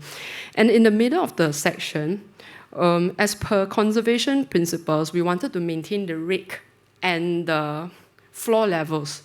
But this proved to be quite difficult because in the old days, the leg room spaces are not very generous, and then the side line is also not very good for today's use. And the developer wanted to actually do quite a fair bit of change to the interiors, and they submitted a proposal to dig a pit here and have a sort of a rotational system to allow chairs to flip up and down to allow more multiple usage of the space. So when we first, as regulators, when we first heard this, we were like, oh no, cannot. And we have to maintain the floor levels and the rake and the gradient and all that. But after a lot of discussion with them, we see beyond that physical control because it's not about just that. We don't want this building just to remain vacant or vacant at most parts of the year. It's important to let it have a new breath of life and be used more days of a year. So now, after restoration, it can be used for different things like it can be a convention, it can be a seminar, it can house a wedding banquet, it can be a theatre or cinema. So I mean, looking back, we don't regret this decision to allow the developer to have what they want, and I look forward to how this space can continue to be programmed and curated. In fact, they got an entertainment company to actually try to program it and then use it every more days of a year. Yeah. The last little example I want to share, just to give you a bit of a different scale, is these two bungalows. This is an old seaside bungalow, also on the eastern part of Singapore. And what was interesting about this was it was already privately owned, and when the original family wanted to sell the site, we realized that that is development trigger and we have to come into the picture because the building is just too beautiful, and they are very representative of a certain kind of typology of buildings that we can find along the coast in the past. So during the transaction, we came into the picture, and you can imagine the developer was not very appreciative of that because when someone wants to buy a site like that, they want to intensify, they want to maximize the development potential. So this is again another snapshot at the master plan. There are two buildings. This is quite a unique situation because usually you have one old building in the larger site. This one have two. And both are so nice, so we couldn't decide. We did ask ourselves, should we just let go of one, this selective approach and all that? But then we say, no, both are really rare. Let's try to keep it. And then actually, what can we do to work with the developer to still get a win-win situation out of this? So a few things. So same, we usually provide all the guidelines and then the developer zones and all that. And for such sites in Singapore context, it is plot ratio 1.4, means they can develop up to 1.4 times the site area. And there's a height control of 5 stories. So it's very clear, the neighboring plot will have the same controls, same setback from the common boundary, same site coverage, same height. It's very difficult to change because once you change this, the neighbor beside, I always think this is 5 stories. Why I have this taller building hovering around me? I have my privacy, my whatever. So luckily for us, this side, one side is house, residential, one side is a school. So we decided that for the school part, we can relax the height a little bit to 8 instead of the typical 5. We relax site control so that they can have more footprint to build the new build. And what happened was also this was interesting because when we carry out the simulations, we internally will work out the simulations on what can be built and what cannot be built. We didn't think like the developer. We are not developers. We are just like regulators, right? So we don't know what the developer come back. Hey, you cannot do it like that. Why? Because all my key living spaces will be facing east and west. And in Singapore, facing west is no good for like living spaces because it's a 西照, right? So anyway, so after we listened to them, we relaxed the guidelines a bit. We also allow basement to be built around the site. And in the end, this is the final product. The single-story building is used as a clubhouse, whereas the double-story building is we allow continue to be a residential use. So this, I'm coming to the, I have 1 minute left, so I'm coming to the conclusion. I think I just wanted to share that these are just 3 examples that I have today, but throughout the long journey, it's really important to, I feel, have this open mindset. And while guidelines are there, and certain broad principles needs to be maintained and safeguarded, and as custodian for our heritage assets, we need to be fair to the next site. There needs to be some adjustments and flexibility allowed to allow innovation, to allow changes to come in, because ultimately we need to have a longer term mindset. It needs to be sustainable. So, and who knows best to make it work? Sometimes it's actually the owners. So we need to work together to have that win-win solution. With that, thank you very much. This is my email address if you want to know more about how we carry out conservation in Singapore. Thank you.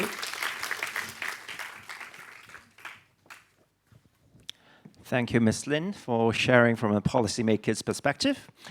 And now we are going to travel again and to heading west to one of the most beautiful country which is known for their beautiful historic buildings, the United Kingdom.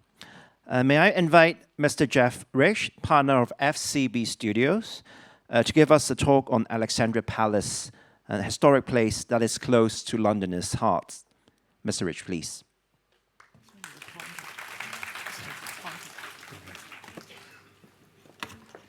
Good afternoon, everybody, and thank you very much for inviting me to participate in this very important symposium.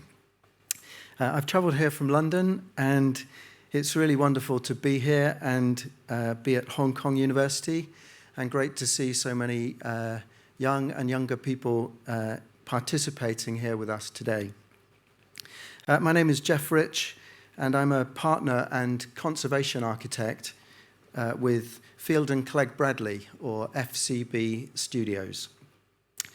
We're a large architectural practice, and my work is focused on heritage and the creative reuse of old buildings. And I'm therefore passionate about heritage and conservation and how we can achieve the most from our heritage for society and for the future. And today I'd like to share our project for the reuse of Alexandra Palace in London, which we completed in February 2020. It's a story of a project to reawaken a theatre that fell asleep for 80 years. And it's a study of undertaking conservation to manage change rather than preserve. And it's all about renewal, but within a framework of arrested decay, which I'll explain through some images. So our work at FCB Studios spans lots of different kinds of projects, mainly in the UK, but we have worked in around 30 different countries internationally. And our key interests in all projects are achieving rapid decarbonisation and celebrating cultural heritage in new designs and conservation work. And as a conservation architect, I'm lucky to work with a team mainly on historic buildings and regeneration. And I'm also lucky to live in the World Heritage City of Bath. And if anyone's coming to Bath in future, let me know, and I'd be pleased to say hello to you. Our work includes working with historic monuments and buildings of all ages and trying to find the right approach which respects their different and very special qualities. We often see our role as helping to make significant historic buildings ready for the next 100 years of their lives, and to helping find ways to maximize the social value in every project we undertake, both during the design, the construction, and to maximize social value in use. So this is Alexandra Palace, or Ali Pali, as it's known locally. And as you can see here, it's set within a highly valued green space and a public park in North London. The buildings themselves have a footprint of around 7.5 hectares, and they're set within a wider landscape of around 80 hectares, which is a public park. So this is a locally owned government building within an ordinary local authority in North London. Ali Pali was originally built as a speculative venture, opening in 1865, and it came into the ownership of the local authority in 1900. In the 1950s, it was the site of the world's first high-definition TV broadcast by the BBC. And, if I just go back one, and you can see in this image the transmission tower and BBC studios, which were located here.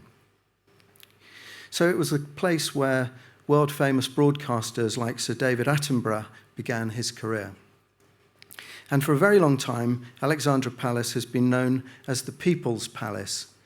It's loved by its users, its neighbours, and visitors locally and occasionally from much further afield. Alexandra Palace has a history based in public entertainment and spectacle.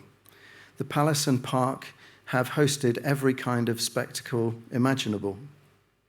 Here you can see it was the destination for some of the world's first airship flights. It hosted firework displays on a special Japanese village island. And on the right, it hosted early roller coasters with sleigh jumps. And the buildings themselves have hosted exhibition halls, restaurants, a theatre, a concert hall, an art and sculpture gallery, an ice rink, and then a great hall for up to 10,000 people. However, Alexandra Palace has suffered 2 fires, and the last was in 1980. Already, the palace had fallen on hard times, and the fire destroyed approximately 1/3 of the whole building, and demolition was seriously considered. Only the east end of the building survived significant damage.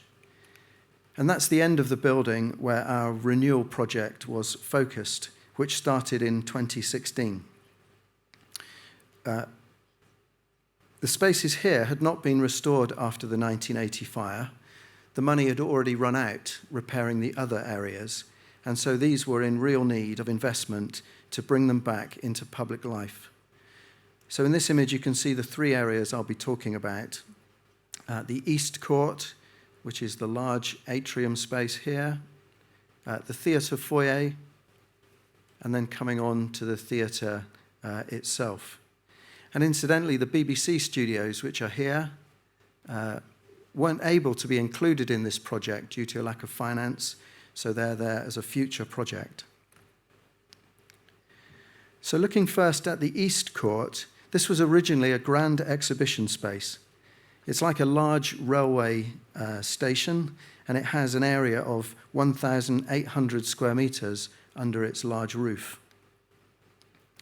By the time we arrived in 2016, this damaged space had been partially repaired, but it was largely inaccessible to the public. It had poor quality finishes. You can see here carpet tiles taped to the floor and a very dull colour scheme. By this time, too, the theatre had not seen a performance for 80 years, so consequently some of the long views and routes to it had been blocked off, such as here, looking towards the theatre foyer. And we wanted to reopen these openings to recover views and restore those connections. So this is how the East Court looks now. Here you can see how we reopened the block routes to restore the views, to extend into the theatre foyer with views onto the landscape beyond. The large glazed screens which sit in the openings have been carefully designed and detailed so as to leave this view as unobstructed as possible most of the time. You may just be able to see the doors which are folded back in an open position. The largest intervention in the East Court is the new floor covering.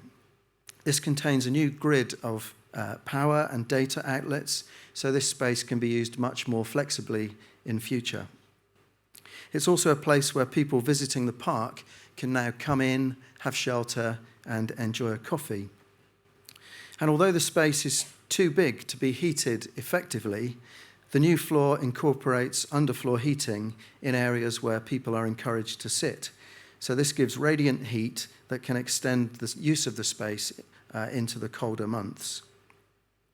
But like everywhere, the budget for this project had to stretch a long way, so our design proposals need to have the best impact for the lowest cost. So rather than restoring the floor here, we simply gave it a new, bold artwork design, which was originally thought to have lasted just 5 years, but after its 5 years, the Palace team and the public are so keen, it's been carefully repainted. The space also contains free exhibitions that can tell visitors about the Palace's amazing history and the birthplace of BBC television. And these are designed to be modular and reconfigurable so that they can be changed and updated frequently and easily. Also, in one corner of the East Court is a new learning space named the Creativity Pavilion, which you can see here. It's been inserted right near the entrance to encourage people to come in and use it, and it creates a stimulating new learning environment where young people from all London schools can be welcomed right into the heart of this most important space. And already more than 75 different schools, many from deprived boroughs, have been able to come in and participate in activities. Within the East Court, there's a new colour scheme which is informed by paint analysis and research of historic decorative schemes, of which there have been several. And our new colour scheme selects more vibrant versions of the original colours and deeper contrast colours, such as the dark bronze green on windows and doors. So here's the theatre foyer, which had been redecorated in the 1990s, but unfortunately with poor quality finishes, false ceilings, and some new partition walls. And this is the same space afterwards. We removed that pink paint to recover original brickwork and to recreate the space as an extension of that East Court we saw just now. All the partitions and ceilings have been removed, and a new theatre bar is located there on the right.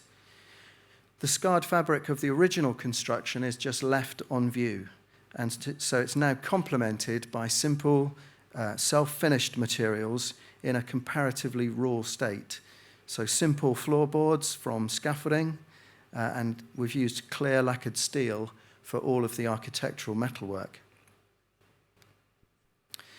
But the main challenge and the focus of the scheme was the theatre auditorium itself.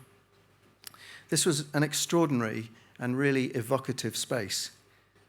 And it had, as I said, it had been asleep for 80 years. And it felt as if you could almost hear the echo of some of the past performances and performers. Since its opening, it had been used not only as a theatre, but as a cinema, a church, and even as a hospital ward when the palace was used as an internment camp during the First World War. And lastly, for the longest time, it was used as a prop store by the BBC. So it was heavily scarred and heavily damaged. Its roof had leaked.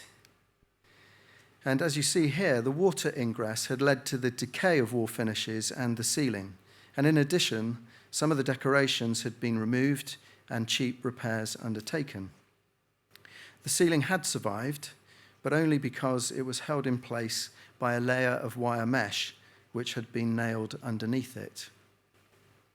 So the question was, how to address this space, and how to develop a strategy for it.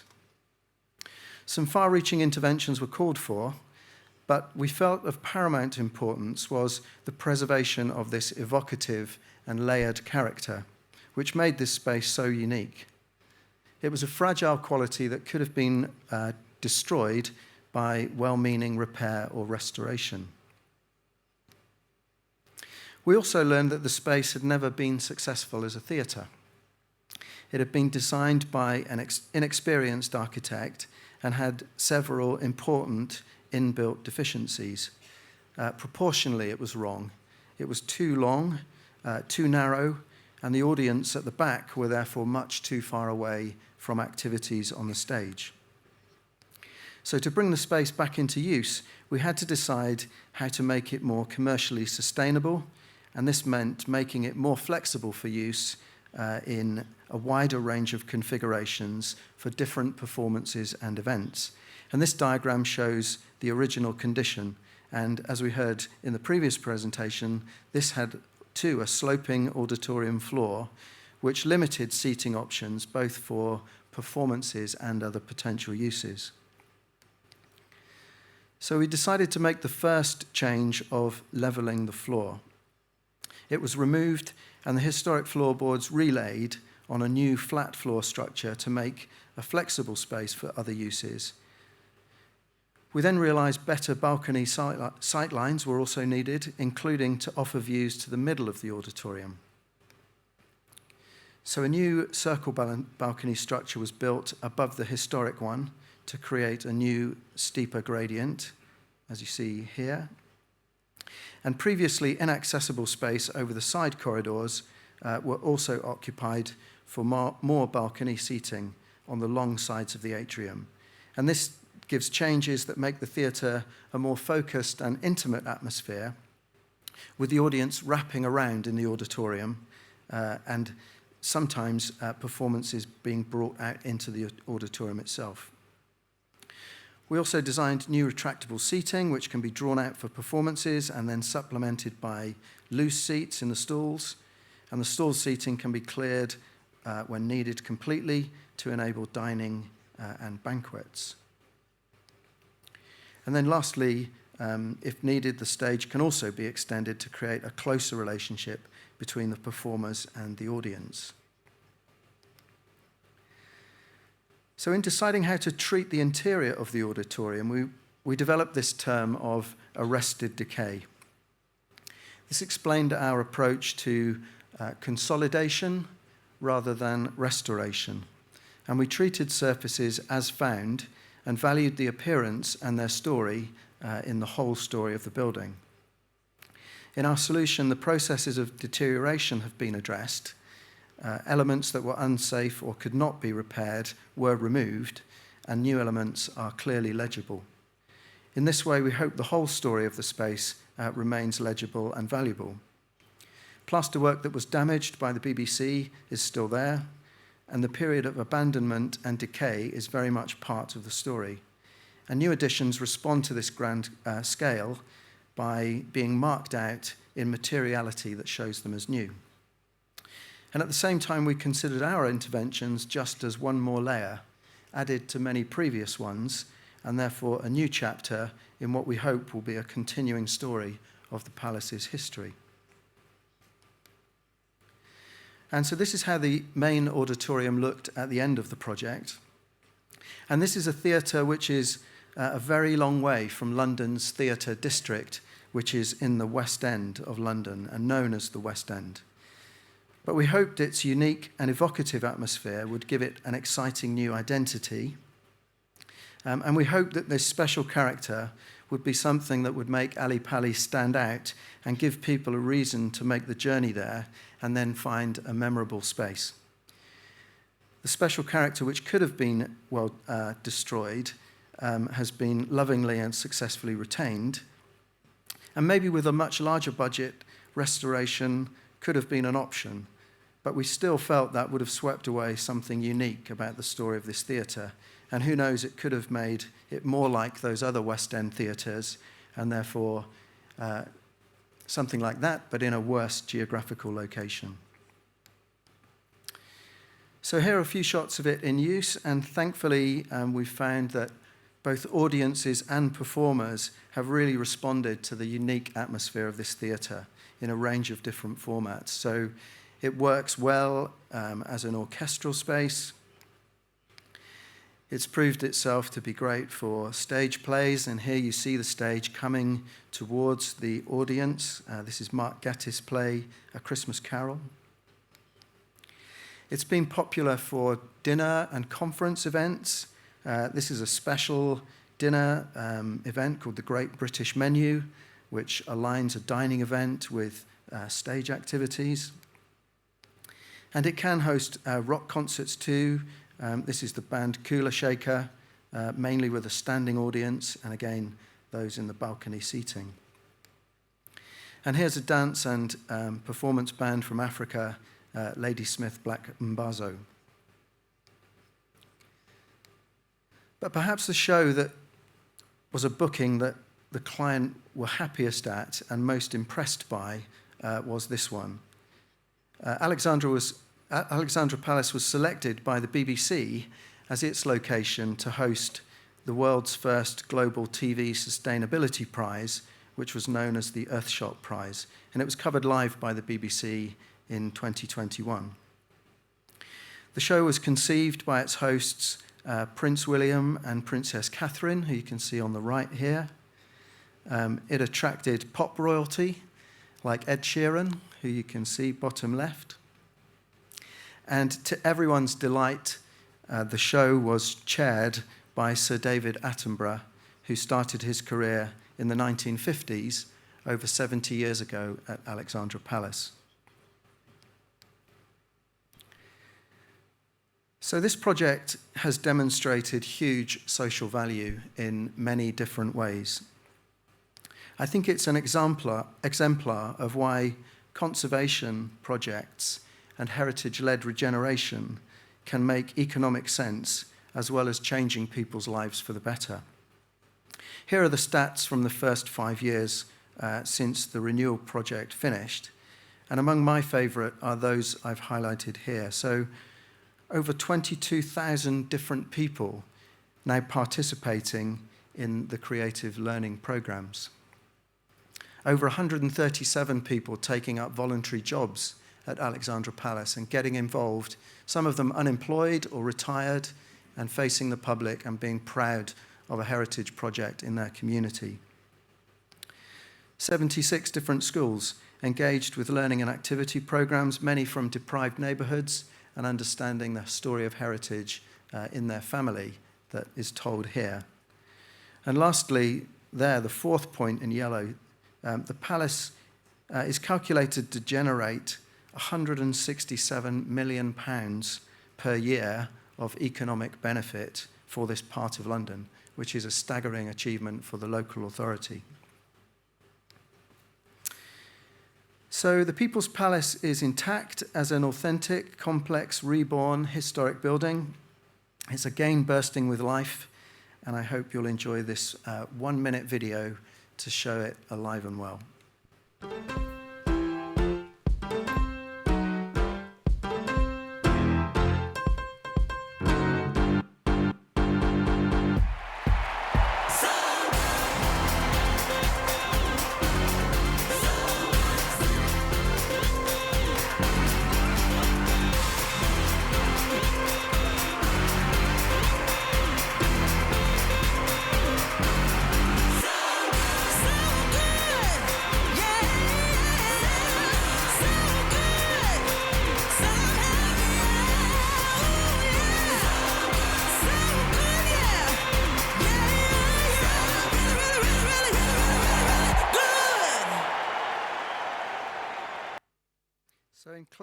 In closing, I'd just like to thank and acknowledge the huge efforts of the client team, the project design and construction teams, and especially to my colleague Matt Somerville, who acted as project architect for this project. I hope you've enjoyed the presentation. Thank you very much for listening to me. Here are my contact details if you'd like to be in touch, and I look forward to the Q&A session. Thank you very much. Thank you very much, Mr. Rich. That was indeed a very inspiring sharing with the project. And next, with our next speaker, we're circling back to Hong Kong and to look at one of the very exciting projects that we have here. May we now invite Mr. Jeff Tung, Head of Special Project Management from New World Development, to share with us an update on the State Theatre. Mr. Tung, please. Thank you, everyone. Good afternoon, distinguished guests and speakers. Thank you for attending this symposium, including those, of course, attending via Zoom, giving it a groundbreaking platform for us to rethink and re-strategize how we are going to do the conservation.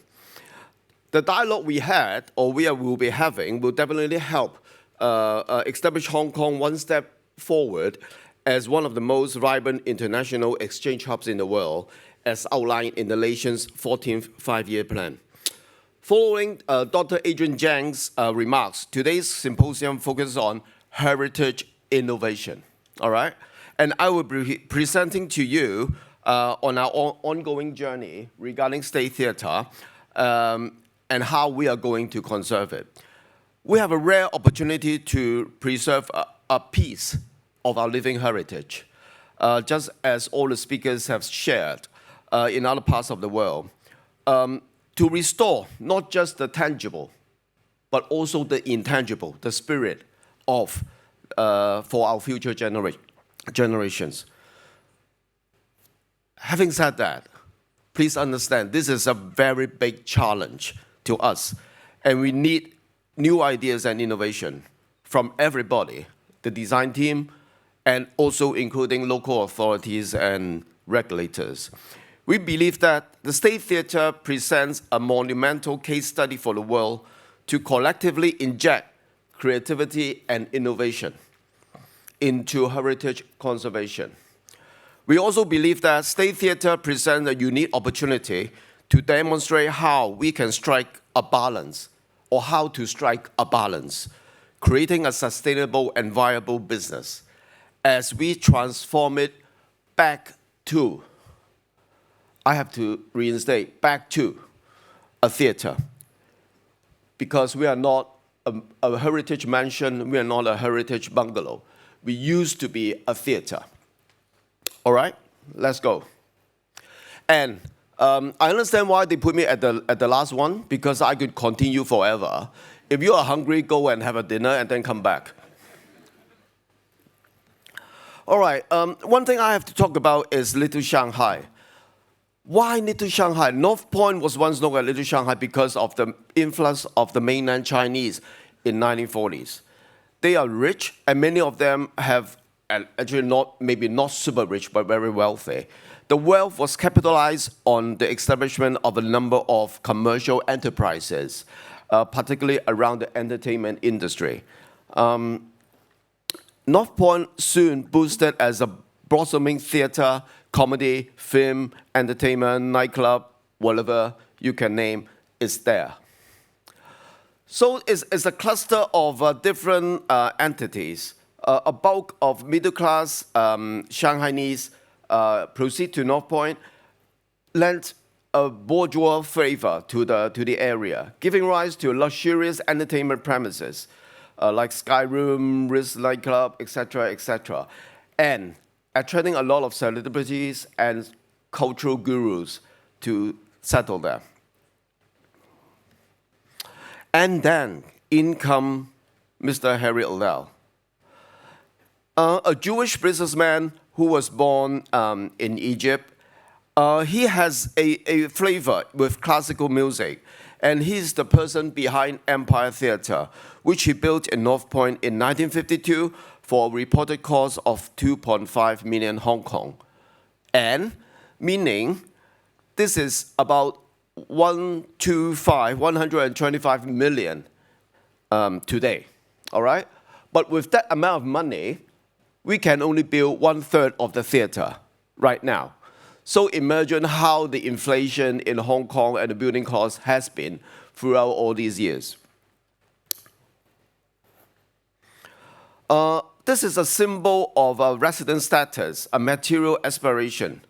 This is the key element of today's intangible heritage. Empire Theatre was distinctively modernist and in a class of its own. In a way, it's modernist, but it's also eclectic in a way. It became an instant landmark when it first opened because of the parabolic exoskeleton. There are 1,400 seats in the original theater and house a nightclub, a dance floor, and a billiard saloon. It's Hong Kong's first covered car park, providing audience with the luxury of visiting the theater. And we also have a curved frontage, which feature symmetrical panels of small square windows. This is State Theatre become a classic and is the City Hall before our City Hall in Hong Kong. It is a landmark, it became a landmark overnight, a long time ago. All these musicians, all these artists from overseas never comes to Hong Kong because they don't have a suitable venue. But with this open, we have the proper venue for these performers from overseas to play in Hong Kong, including, of course, Isaac Stern and a lot of other artists. The Empire hosted a wide range of top international performers, cellists, pianists, etc., all you can name at that time. Now, let's get back to the truss. Okay, a lot of people are attracted by this reinforced concrete truss. This is actually exoskeleton trusses are very unique in Hong Kong, if not in other parts of the world. We used to see similar kind of system in building bridges, but not in our say. So we reckon maybe it was built at the time when steel was actually rather a scarcity because of the war in Korea, and also why the architect chose to expose the frame rather than hide it below the parabolic roof was probably to make a statement of for his aesthetical reason. The auditorium design with the curved roof actually has a visual and acoustic experience for the patron. And with this, actually we have a pillar-free space underneath. The Empire Theatre existed as such for less than 5 years, unfortunately, and closed on September 1957. It was first sold to a consortium, including Charles Gray. If you wonder who is the Charles Gray in here, he actually opened and run and co-owned a couple of entertainment venues in North Point, including the Linn Park. And he has a vision to turn that into a development with a new center of Hong Kong in mind. It was essentially so, and once it was suggested, why don't we just tear the building down, the theater building down, and make it into and make way for a new residential or other type of development. But at the end of the day, on February 8th, 1959, the theater reopened and changed the name to State Theatre, promising a entirely new atmosphere. And 2 residential buildings were erected behind the theater, and the covered car park was transformed into a shopping arcade. So this is the first multi-use complex in Hong Kong, including residential, retail, entertainment in one go. And after all these changes, the name also changed from Empire to State Theatre until now. Okay, there are a lot of changes in the theatre. Like they have an arcade there, and they put in the first pair of escalators in the shopping arcade inside as well. In the theatre, they have improved the sound system with wet track sound and projection equipment. They have new air conditioning from York and American brand Bodyform chairs, air-conditioned foyer, and a dedicated lift to the dress circle. Well, a lot of famous movies and also a young Teresa Tang, a very famous Taiwanese singer, has also performed in the new State Theatre. From empires to state, actually, the venue has focused more on movies apart from performances. And after a couple of years, after 20, 30 years, the theatre, together with other large cinemas in Hong Kong, faced stiff competition in 1990s.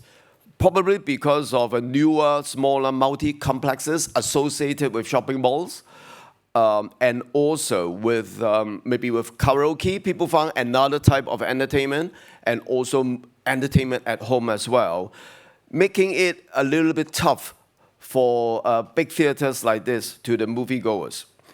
So to make things worse, the demise of the State Theatre was also marked by a major fire, a 2-day fire in the mall that tore through the development in 1995. The cinema was eventually closed in 1997 and was left empty for 2 years.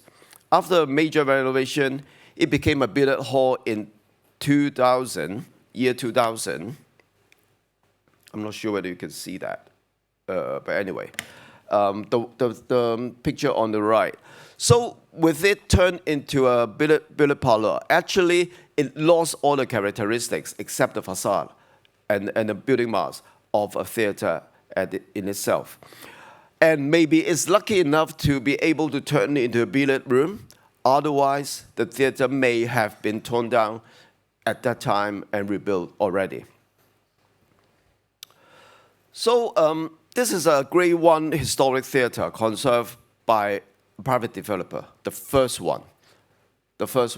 And I don't think there are any more left in Hong Kong, Grade 1 post-war theater. So in 2020, Newer Development announced the plan to conserve the theater and with the aim to continue the legacy and being a pioneer and landmark of its time. Our project will look back into the history to be inspired, but we will not going to replicate the past. Our main goal is to conserve the building and revitalize it into an international cultural exchange hub, a pioneering cultural landmark. The theater will be conserved with absolute authenticity to set international benchmarks. The original fabric, we will try our best to conserve, not just tangibly, but intangibly. But of course, there are many factors affecting the original fabrics.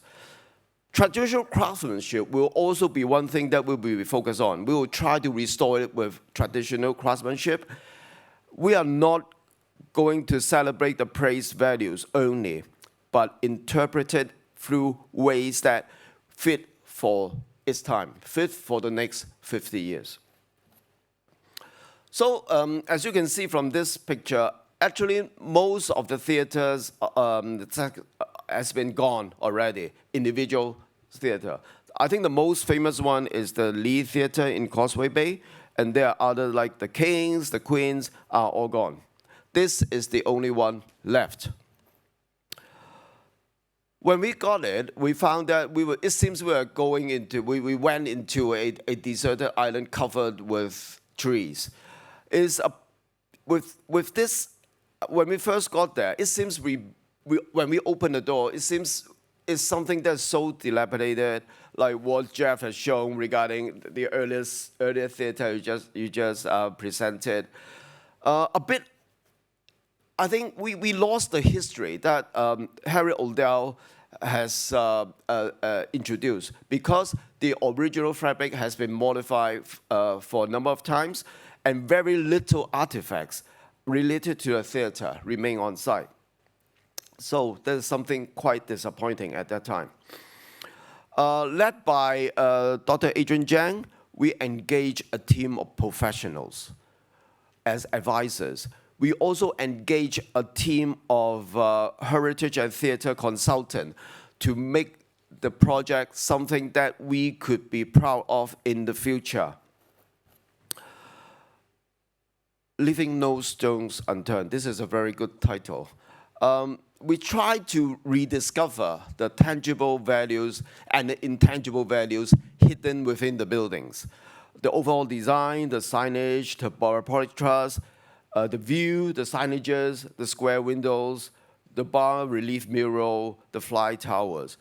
And the intangible ones including the Little Shanghai, world-class performance, Hong Kong entertainment industry, Hong Kong movie productions, and the oldest existing post-war theater, and the first cinema in the Far East to have undercover parking. So, because it was turned into a billiard parlor, they don't need the dress circle. So they close it with fire-rated enclosure to fulfill the the compartmentation, the building regulation at that time. So the first thing when we came in, we broke the opening, sealed up with block walls, and then we breathed an air coming from 20 years ago.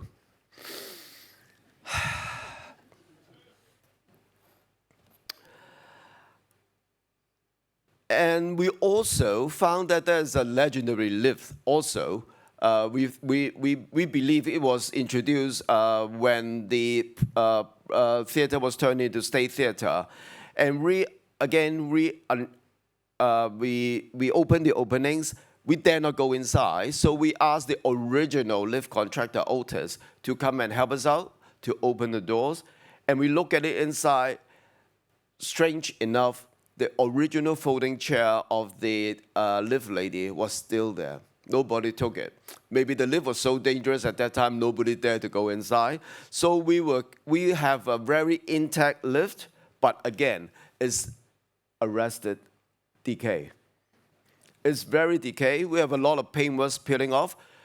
At the end of the day, we decided to take the whole thing off from the building, and we store it somewhere else to see if we have an opportunity to make it into the new building and let people feel it again. We also went into the shopping arcade. There are a lot of illegal works, unauthorized work inside, but when we removed the ceiling, etc., we unveiled a double void, a double height ceiling in the retail complex. And when we also removed the new shopfront, we found the old shopfront, toll gate, as painted onto the beam there.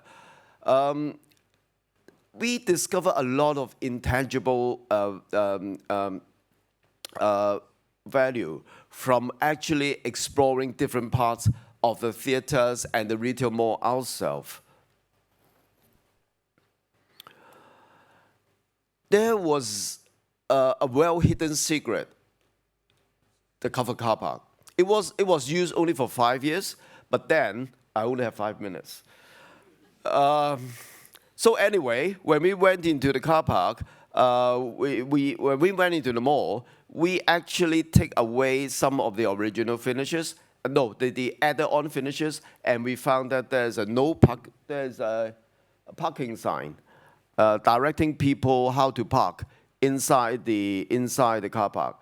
So the existence of the car parking space was proven. And in the dress circle, what was left for us, again, are the old chairs that originally existed in the theater itself. People took away the supporting steelworks because the steelworks are worth money. They left all the bags, all the seats on the floor.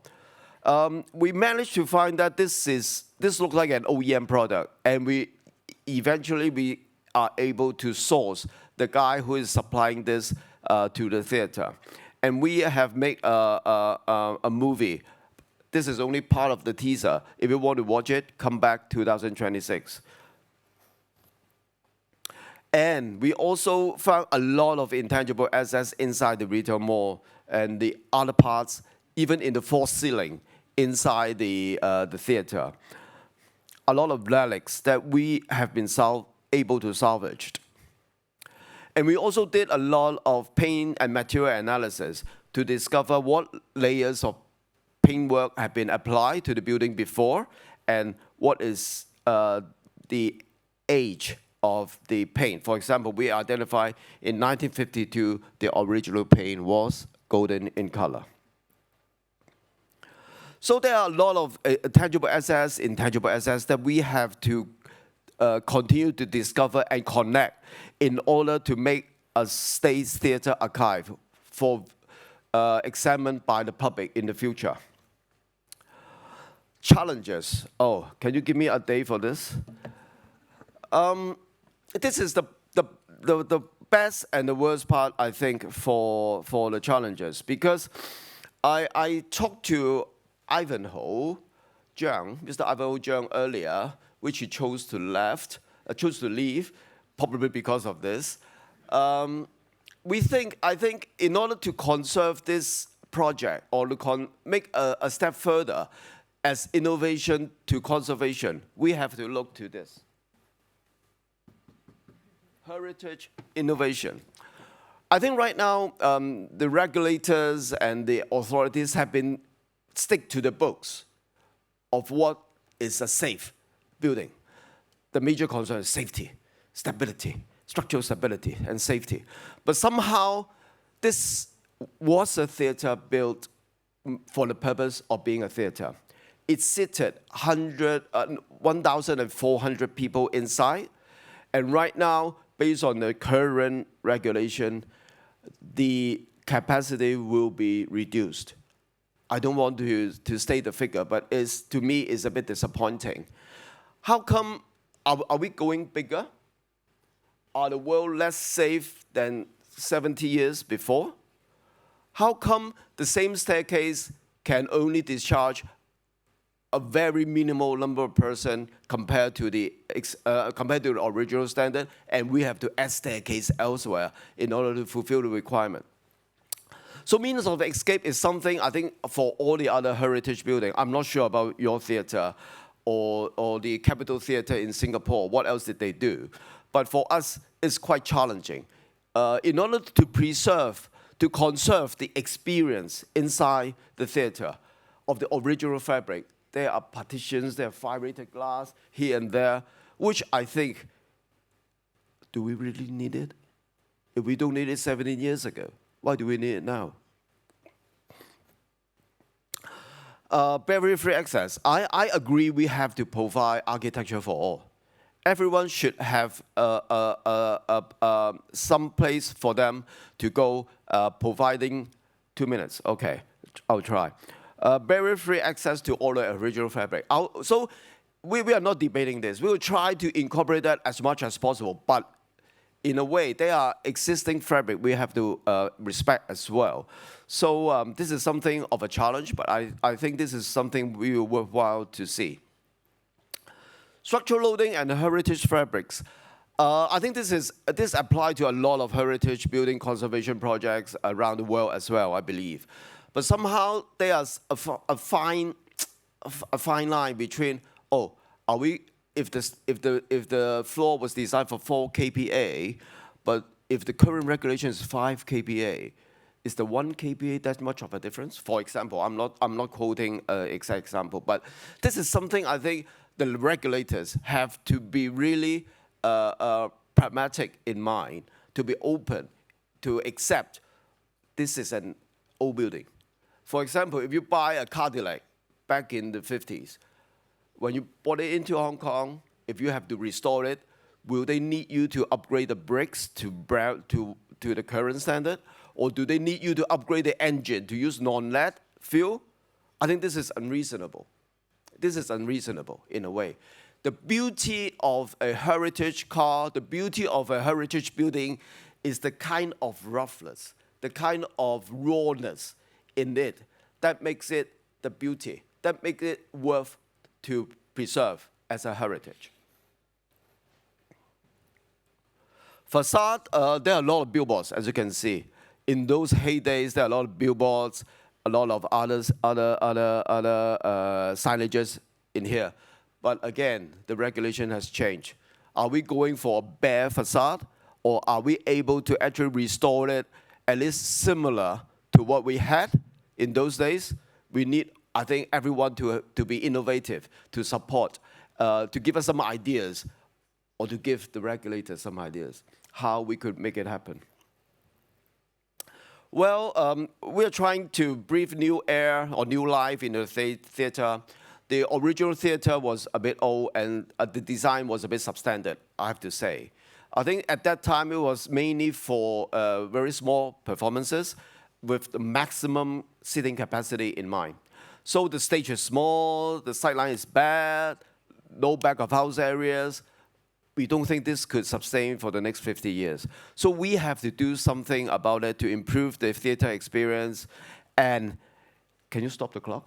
And explore new type of programs suitable for the new venue, but still making it the best theater or the performance venue in Hong Kong for the next 50 years. So what we have been thinking was, immersive theater experience, media exhibition, jazz shows, cantopop disco, bespoke concerts, cross-disciplinary shows. If you guys have anything in mind, keep the Copcom posted. They are ready to accept new ideas from you guys. We are brainstorming a lot of this for the new theater. And one thing, this may be something forbidden, but I have to say is there are a lot of constraints. People like to go to visit the roof to see the truss in person. But right now, the flat roof and the third floor outdoor seating area we propose are not designed for that purpose. So again, we have to beef up the loading from 1.5 kPa or 2 kPa back to 5 kPa so that we could allow more people to go and visit. For the truss, I don't think we can do much about it because if we enhance the truss, it will be waste of all the effort to conserve the original truss. So we have to keep it like this. But having said that, we are still exploring different opportunities to enliven the building. So stay tuned. So apart from all these challenges we have, we are one of the first project, not to mention private project, to start engaging. Oh, still 1 minute. You're very good. Pioneer engagement and education innovations. We have organized tours, we have organized events, actually to brief people and to bring people up to this venue to experience the history or part of the history at that time. And we also have a signature show in November last year to showcase the glorious entertainment in history and performing episode in Empire and State Theatre as well. We have over 100 oral history collected and ongoing process. If you are someone who lived in Northbourne long time ago and have patroned the theatre and the retail mall, please contact our Copcom so that they may find a chance to interview you as well. And we are also engaging different professional groups, heritage professional, architectural designer, to get some ideas and advices on what we may do or what we should do in order to make this piece a masterpiece when we reopen in 2026.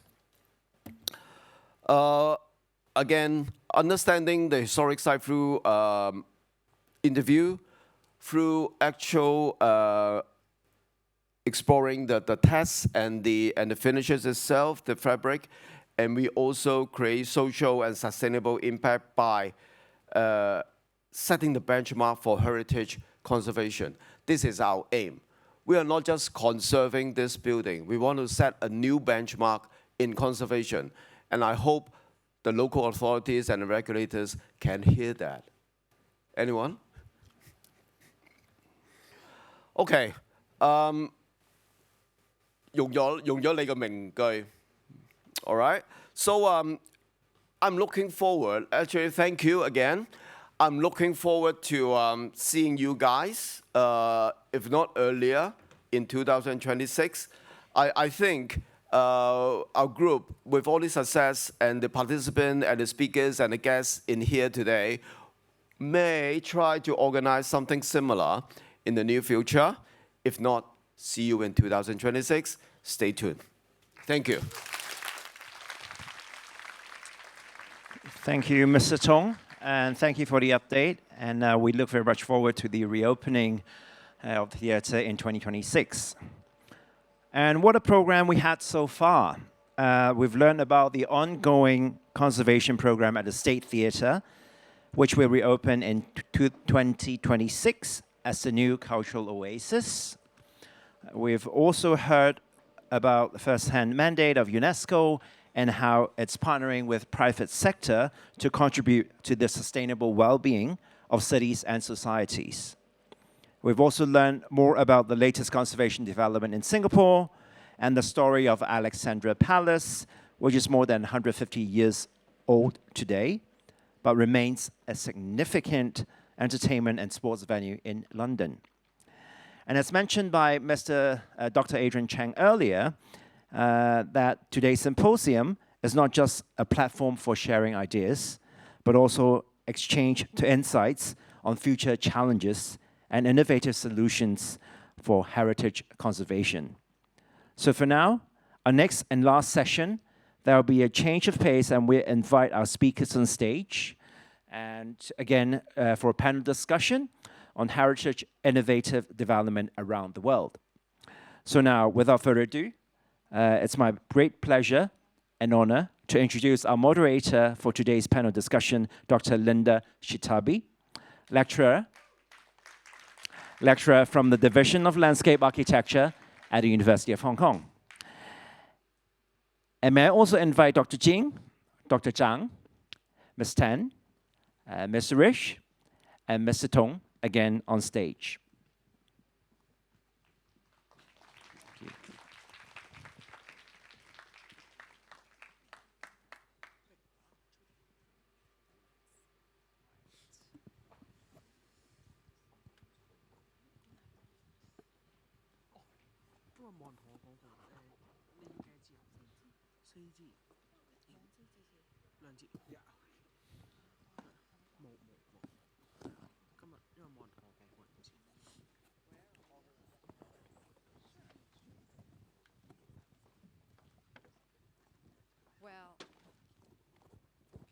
Is this on? Well, thank you very much for joining us today, and thank you very much for our distinguished speakers and for our hosts and the facilitators of this very important and interesting symposium. I would like to kick off the discussion with a definition. I would like each of our speakers to define what sustainability means to you. It was used a lot in the discussions today, and just like heritage, sustainability is a big word that can mean many things for many different people. So I would like to kick it off by having you just explain in the shortest way you can what you mean by sustainability so that we can then link it with heritage conservation. Please. Yeah, thank you. Thank you, Madam Chair. I think this is a quite important subject where we all know that at the global level there is a 2030 Sustainable Development Agenda adopted by the UN General Assembly. But in the field of heritage, in particular, for me, I think it's in brief, it's really managing change. Managing change in terms of authenticity and integrity for the design, the structure, and the material. That's also, but in the recent years, we're protecting the tangible and the physical attribute of heritage. The protecting of intangible elements was also being introduced by UNESCO through the 2003 Convention for the Safeguarding of Intangible Heritage.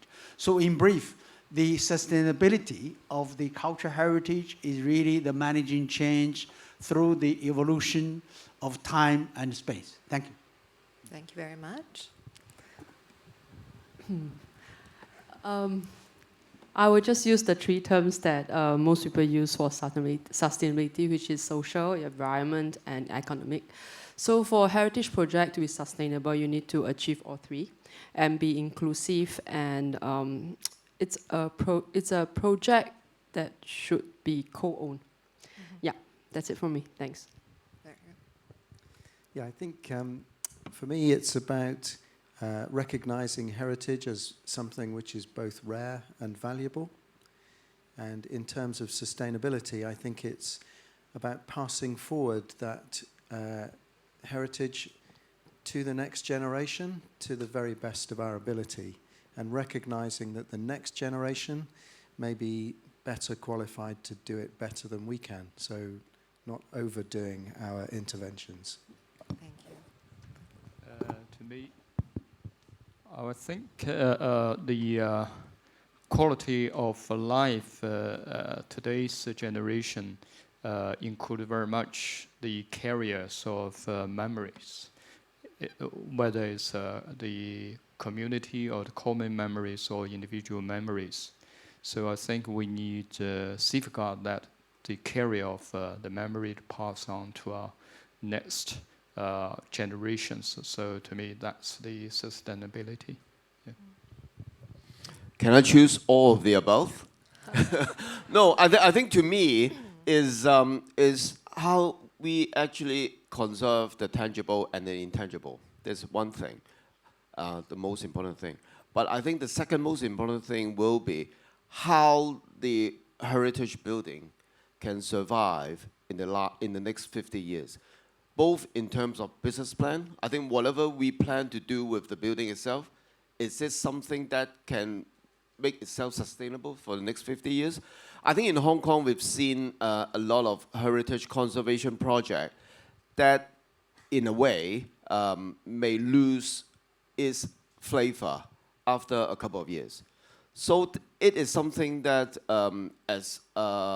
especially for a private developer, we are more, in a way, we are more concerned about how this can be achieved in whatever we do to the heritage building. Well, thank you very much. Yes, it's that elusive character that we always try to conserve in our heritage buildings. And since this symposium is about innovation, I would now like to ask each of you to present an innovation in your projects that might be useful to the rest of projects that might be taking on right now, and especially for State Theatre. I saw that you asked for ideas, so this is an opportunity because it's a balancing act. Being able to keep the tangible and intangible values, not only for today, but also for our future generations. But also, an important factor that all of you discussed was use. Because if we leave our heritage assets unused and empty, they will get destroyed. But we need to pick a use that is viable and sensitive to the existing historic fabric. So may we start again with you, and perhaps an innovative idea that you've experienced in the many projects that have come across UNESCO's desk that can be helpful or useful, either in terms of saving the social value, or in terms of environment, or in the reuse of material, or innovative ideas that can bring viability to our heritage projects. Please. Yeah, thank you, Linda. I think from UNESCO perspective, it's really on the policy level and also some working tools as the sort of guiding principles. In this field, for UNESCO, as indicated, there are 6 cultural conventions. Some of the conventions focusing on the heritage aspect vis-a-vis the past. And some of the, like the World Heritage Convention, like the 1970 Convention on the fighting against illicit trafficking. But some of the conventions also encouraging creativity.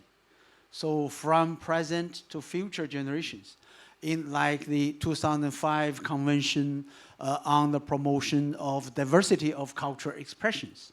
That also the case, as I indicated, the UNESCO program for the creative cities. So that also relating on the promotion of the creativity part of humanity. I think in a sense, similarly, for cultural heritage conservation and the transmission, on the one hand, we have to find the balance between the heritage conservation, and also on the other side, we have also to ensure the continuity of life, the life of the ordinary people, but also the life of the cultural heritage as part of this. So in that sense, creativity or some innovative solutions is also needed. So in that sense, I think from policy perspective, we have to find the balance between the heritage for preserving the past and also getting that into the innovative solutions in the sense of transmitting those values, the values of the cultural heritage to future generations. So concrete examples, I think globally, of course, in different fields, like museum interventions globally, Bilbao, I think it's one case, Guggenheim, and others, other major projects in the cities, like Louvre Museum. In Paris, even the project of Montparnasse. I think there are many, I think, creative or innovative projects globally. But I think the methodology we take for the state theater, I really appreciate the efforts made by the New World Development, is that we get the public debate or a sort of a clinic like this, getting examples from Singapore, from UK, and also from mainland China, and also presenting the case to the public, how can we find a sustainable solution in this? Thank you. Thank you very much, please. I think the most important thing that perhaps we should focus our innovation on is the concept of maybe reversibility. Yeah, because once lost heritage can never be recreated. I mean, you can reconstruct it and all that, but it needs time to get the layers of history and events and all that to come about. So I don't really have a concrete example, for example, but I think that if we don't really know what to do, don't destroy it for now. Okay. Just think of a way to go around it or to avoid it or defer that decision where possible, so that we don't prematurely commit to certain things that could be irreversible. So I think one of the, I mean, your example on the arrested decay did bring about very good memory about some things like, for our shop houses, sometimes a lot of the calligraphic molded panels are gone. And over the years, people might not know the value of such things, and they layer upon things on, or the jiannian, the porcelain pieces that get chopped out. And sometimes we couldn't find what it was before. So I mean, sometimes I felt that instead of rushing to restore something in a good aim and a hope that you're doing the right thing, we might actually be inadvertently erasing something that we cannot get back. So I was thinking that in our rush to keep more things, maybe some time, and sometimes we have to take a pause and innovate about what we could do, and like leave it to the next generation to, not to kick the can down the road, but just to preserve something for them to still work on. Yeah, thanks. Arrest the decay. Yes, exactly. Inspired. So I don't know if this is particularly innovative, but it's the thing I feel in my heart is what's most important, which is to recognize fundamentally this is all about improving the quality of life and using and understanding and enjoying heritage so it can improve people's lives for the better. And so I think, you know, we're a tremendously capable, innovative, you know, wonderfully intelligent human race.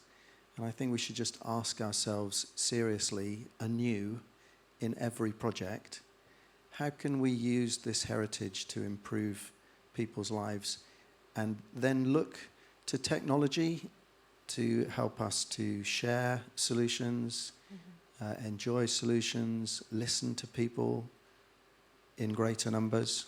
But I think putting people first in our projects is the most important thing to do. Public participation and input in the And project. being open too. Open, ready to learn, ready to admit you're wrong, ready to find somebody that has more experience or better ideas than you do, and learning from each other and doing it. Professor? To me, we do a lot of projects all the places in mainland China, and of course we need to recognize the value of the existing, but in order to make the life of the existing community or city, we now find it's important to use the big data to actually identify the potential of either consumers or the group of people who would like to use it.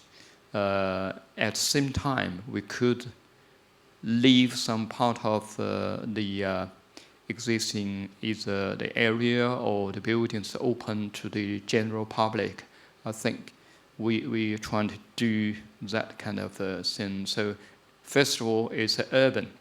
And secondly, you have to get right the potential targeting people. Otherwise, commercially, you won't be sustainable.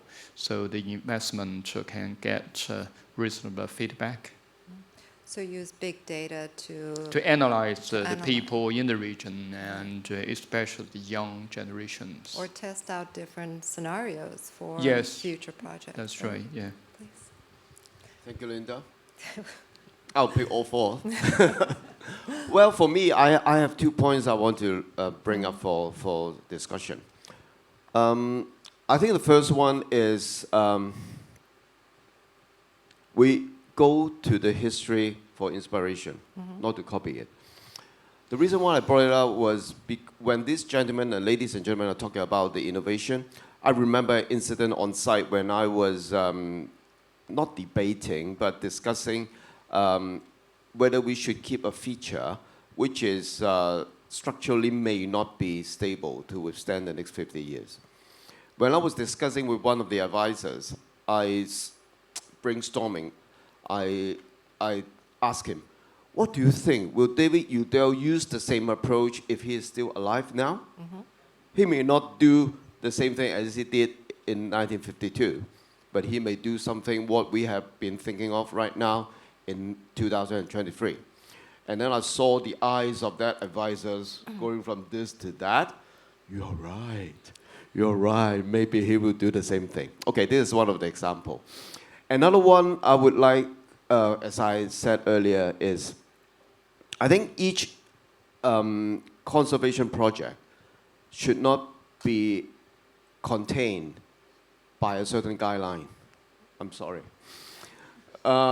It should be viewed as an individual project, like a human being. Individual project with their own merits, with their own constraints, and should be treated pragmatically based on the actual circumstances, rather than containing it within the so-called guideline, which is something that people dare not change. I think a lot of people or regulators dare not be the one who's calling the shot. They don't want to make a precedent case, as what I heard from one of my friends today. But come on, there's only one state theater. There's only one building like this. Why don't we review the whole thing holistically before we decide whether we should add another staircase or we should put 5 sprinklers underneath the existing canopy? Well, if we've learned anything from your presentation about Singapore, that was that the regulators did learn quite a lot from those who were involved with the project. So it is about participation, it's about collaboration, and it's about an exchange of ideas in a way where we can move our conservation projects and the management of change in cities that are continually changing with our changing lifestyles in a way that, as one of our guests have mentioned, make it more instrumental in creating livable cities. Now, I would like to open the floor to questions from the audience members. Sorry, the light's quite bright over here. So if you would like to ask a question from the panelists, please indicate which panelist you would like the question to be asked from, and please introduce yourself. And someone will give you a microphone. In the meantime, we have a question from our audience members, and that is how to bring back life to people living within heritage and make the city livable. And maybe, Tom, you would like to answer that one. Sorry, just to make sure, how to bring back life to the...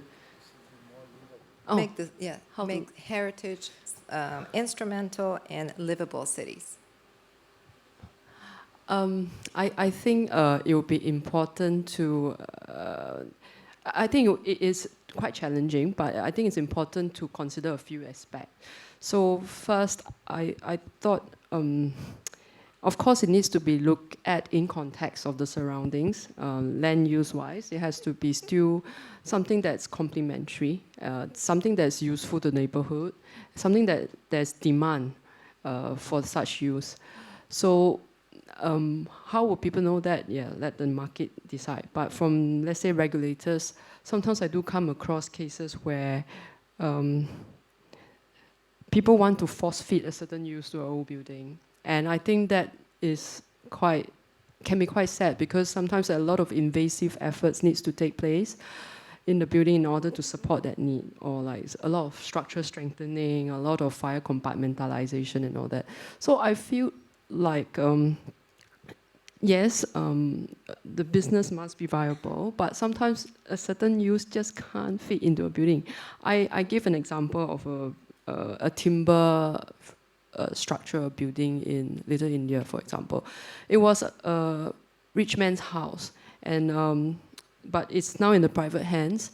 And for many years, it was used like as a shop, but the owner now wants to use it as a restaurant, and the discussion with us is just long and drawn out, because the architect is just engaged to comply with fire safety. And every time they want to come and do something, and this building has very nice interiors, they have very nice timber staircases and all that. And if you imagine, if you want to now allow the second story to be F&B, food, and I mean, as a restaurant, you need to calculate all the occupancy load, and all the compartmentalization has to come in, all the M&E, kitchen exhaust ducts and all that. And they will want to do that, but from my point of view, we are the conservation regulator, so we'll say no, no, no, no, no. And then the architect will go to the fire safety department, and they will say, no, you need to, one life is a life, you know, you have to comply. So I think in a sense, this is a force-fitting a use. And yes, although bringing a restaurant in this area might add life to it, I think we need to be quite cautious, because some things you just can't force. Sorry, it's a long answer, but yeah. Thank you very much. I think we have a question from the audience. Thank you very much. So my name is Cheng. I'm a policy researcher who is interested to learn more about cultural reservation. My question is pretty simple and it's directed to Mr. Jeff Tung. I would like to know more about the policy gap in Hong Kong in terms of the cultural preservation, both tangible and intangible culture, and what other different stakeholders can do more to innovate in terms of preserving the heritage in Hong Kong. Thank you. So there are actually two questions. Is that right? The first one is about how we conserve the tangible and the intangible values in our project, in our State Theatre project. Is that right? Not just the State Theatre, but your views of both tangible and intangible cultures in Hong Kong. Not, but you, of course, you can give the example through the Right. Okay. Let me answer this first. I think a lot of intangible values have been lost in Hong Kong. Let me put it straight. I think conservation or preservation of heritage building was something not very actively promoted or involved or supported until 10 years ago. I think after you guys have been more active in promoting all this, in pushing government to do something more supportive on all these heritage buildings. But having said that, I must say, we sometimes only focus on the tangible part, the building, the elevations, but without going into the history, the lifestyle, how people actually use the building. So I'm not an expert in conservation, so I can only use my project State Theatre as an example. So to start off, actually we have a team to actually do all the researches, to see what are the lifestyles. We engage with experts, advisors, to make sure that we are going the right way to find the intangible values that we have, or we may have discovered along the way, so that when we reopen, it's not just the building itself, but part of the history of North Point, of maybe even of Little Shanghai as well. May I have your second question again? Actually, it's for how different stakeholders to do more. Maybe kind of your views of, say, policymakers can do more, or even different interest Well, groups. I don't want to get killed after this, but I think I have already spoken about what I expect or what I would like to see from the policymakers and the authorities. I think this is a two-way communication process. It's not one way. It's not what I want will be the ultimate thing that could happen to us. Like in Singapore, I think you have to go through the fire department, and they said one knife is one knife. But having said that, in the tour, I'm bringing up a question to our guests as well in here. In our visit to UK early this year, even in your theatre, you brought up, the theatre was burned down by a fire twice. And many theatres in UK have notorious history of being burned down. And they still don't have sprinklers inside because they have to respect the heritage ceiling or the heritage fabric. I'm not trying to persuade the authorities to follow suit, but I just want to bring up a point. We have different lessons we could learn from every part of the world. We could learn from China, we could learn from UK, Singapore, UNESCO, of course. This is a guideline to us in doing all this conservation project. Can we do something that is, again, more pragmatic? Something that, I know one knife is one knife, but this is safe, come on. Well, may I answer that question? Sure, please, please. Let this be a discussion amongst ourselves. Sometimes problems create opportunities for interesting solutions. For instance, in many historic European countries where they have tile roofs, and it's a listed building, you cannot put solar panels on the building itself. And so what have innovative professionals done? Well, they've created tiles that look like the clay tiles, but they are PV panels. Or there are solar panels that are see-through. So I think that there is room for innovation to solve some of our problems and find a solution that's both sympathetic to the historic fabric, but also nobody dies in the fire. I mean, I don't think you can get insurance if somebody dies. I believe that we are sort of kind of out of time, but I have one more question from the audience, so if you would all just wait a little bit longer. This is, again, a policy question. And the question is, how do policymakers decide how and when to review their regulations if they are too rigid? Is it based on a heritage impact assessment? So, seems, Tam, you're going to have to answer this one too, but perhaps if there is input from other experiences, maybe that can be helpful. Yes? Okay. For fire regulation, it is one of the core issue in mainland China because we require the fire regulations. It's really for the new build, so it's not applicable to the existing old neighborhood or old buildings. A lot of local authorities realized this problem. Since last year, the Beijing authority issued a new act for urban renew. Somehow, it's a relaxed requirement on fire regulation. It says as long as the condition going to be improved, you should have the permission. So I think that's a very, very good.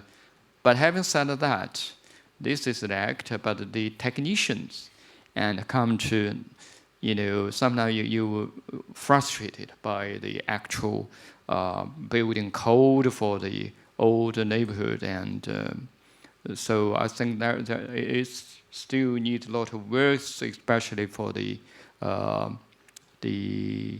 engineers working on fire regulations. So similar to the structural engineering, we already try to see that now you have an 80 years old person.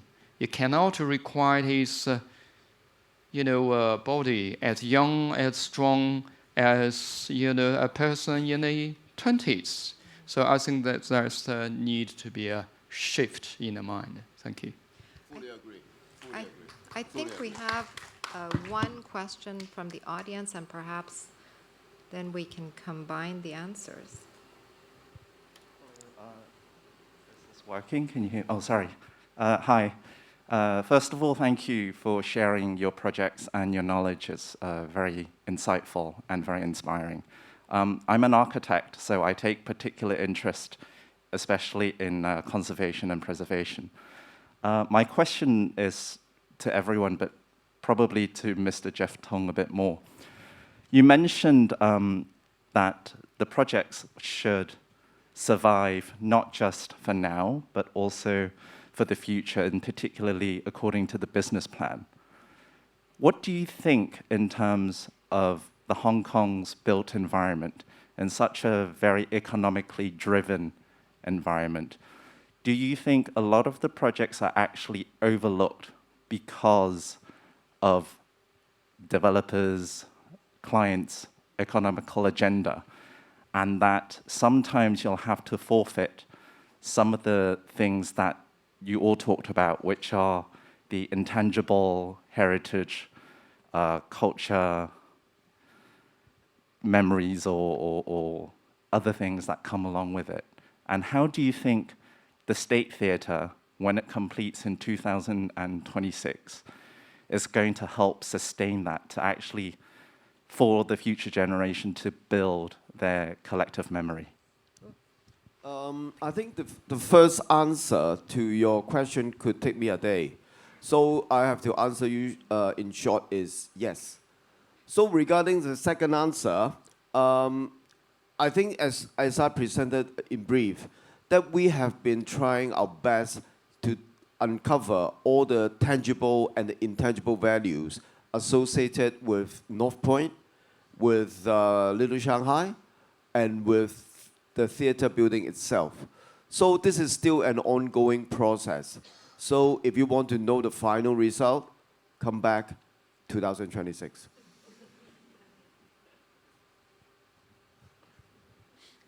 Well, I am aware that we're running out of time, but if you would like to add something, please. Yeah, thank you, Linda, Jeff, and Very briefly, I think regarding the process, of course, there are all the regulatory process by the different agencies, the government agencies. But for the developer, I think in particular in the big project like this, the public participation, I think, and the way of dialogue and consultation could also be important. I like my friend from UK's idea. I think that the heritage conservation work should play a role in the life of the population.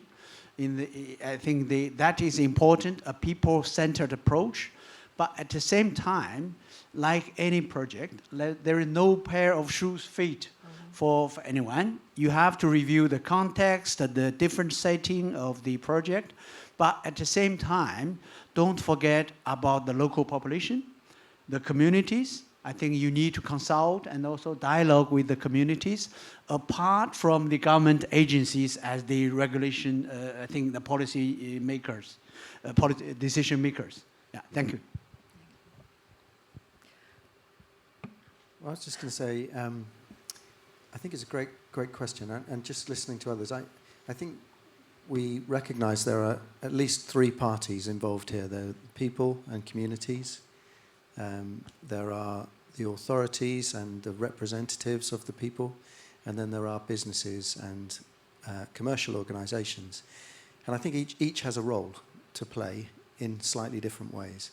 But I think as people, whether you're a skilled practitioner or a member of a community, I think it's really important to get involved and represent views of people and identify heritage and be involved in the process. I think authorities need to step in and protect heritage from time to time on behalf of the people if there isn't a profitable or sustainable solution and it's valuable heritage worth saving. And I think for commercial organizations and firms, we have to recognize that we need those agencies in order to deliver change, and that needs to be done in a commercially sustainable way. And I think sometimes as designers or heritage professionals, we can imagine that somebody will pay because somebody will see it's worth it, but invariably it does come down to something being worthwhile and commercially viable. But I think there's a responsibility for commercial agencies too to have vision and balance and fairness in the way that they deal with heritage, and I think there's a super exciting project here to explore those themes. Very lovely. Well, thank you very much. If there are no more questions in the audience, I would like to thank our panelists. Seems we're okay. Well, thank you very much for joining us. Thank you to the University of Hong Kong, UNESCO, and New World Development for organizing the symposium. I think we've learned quite a lot. I am surprised that nobody talked about AI. It's a hot topic, but maybe that can be for the next symposium. Right? Maybe that can be a solution. Right. Well, thank you so very much for joining us today, and hope you have a lovely evening. Thank you so much. Thank you so much.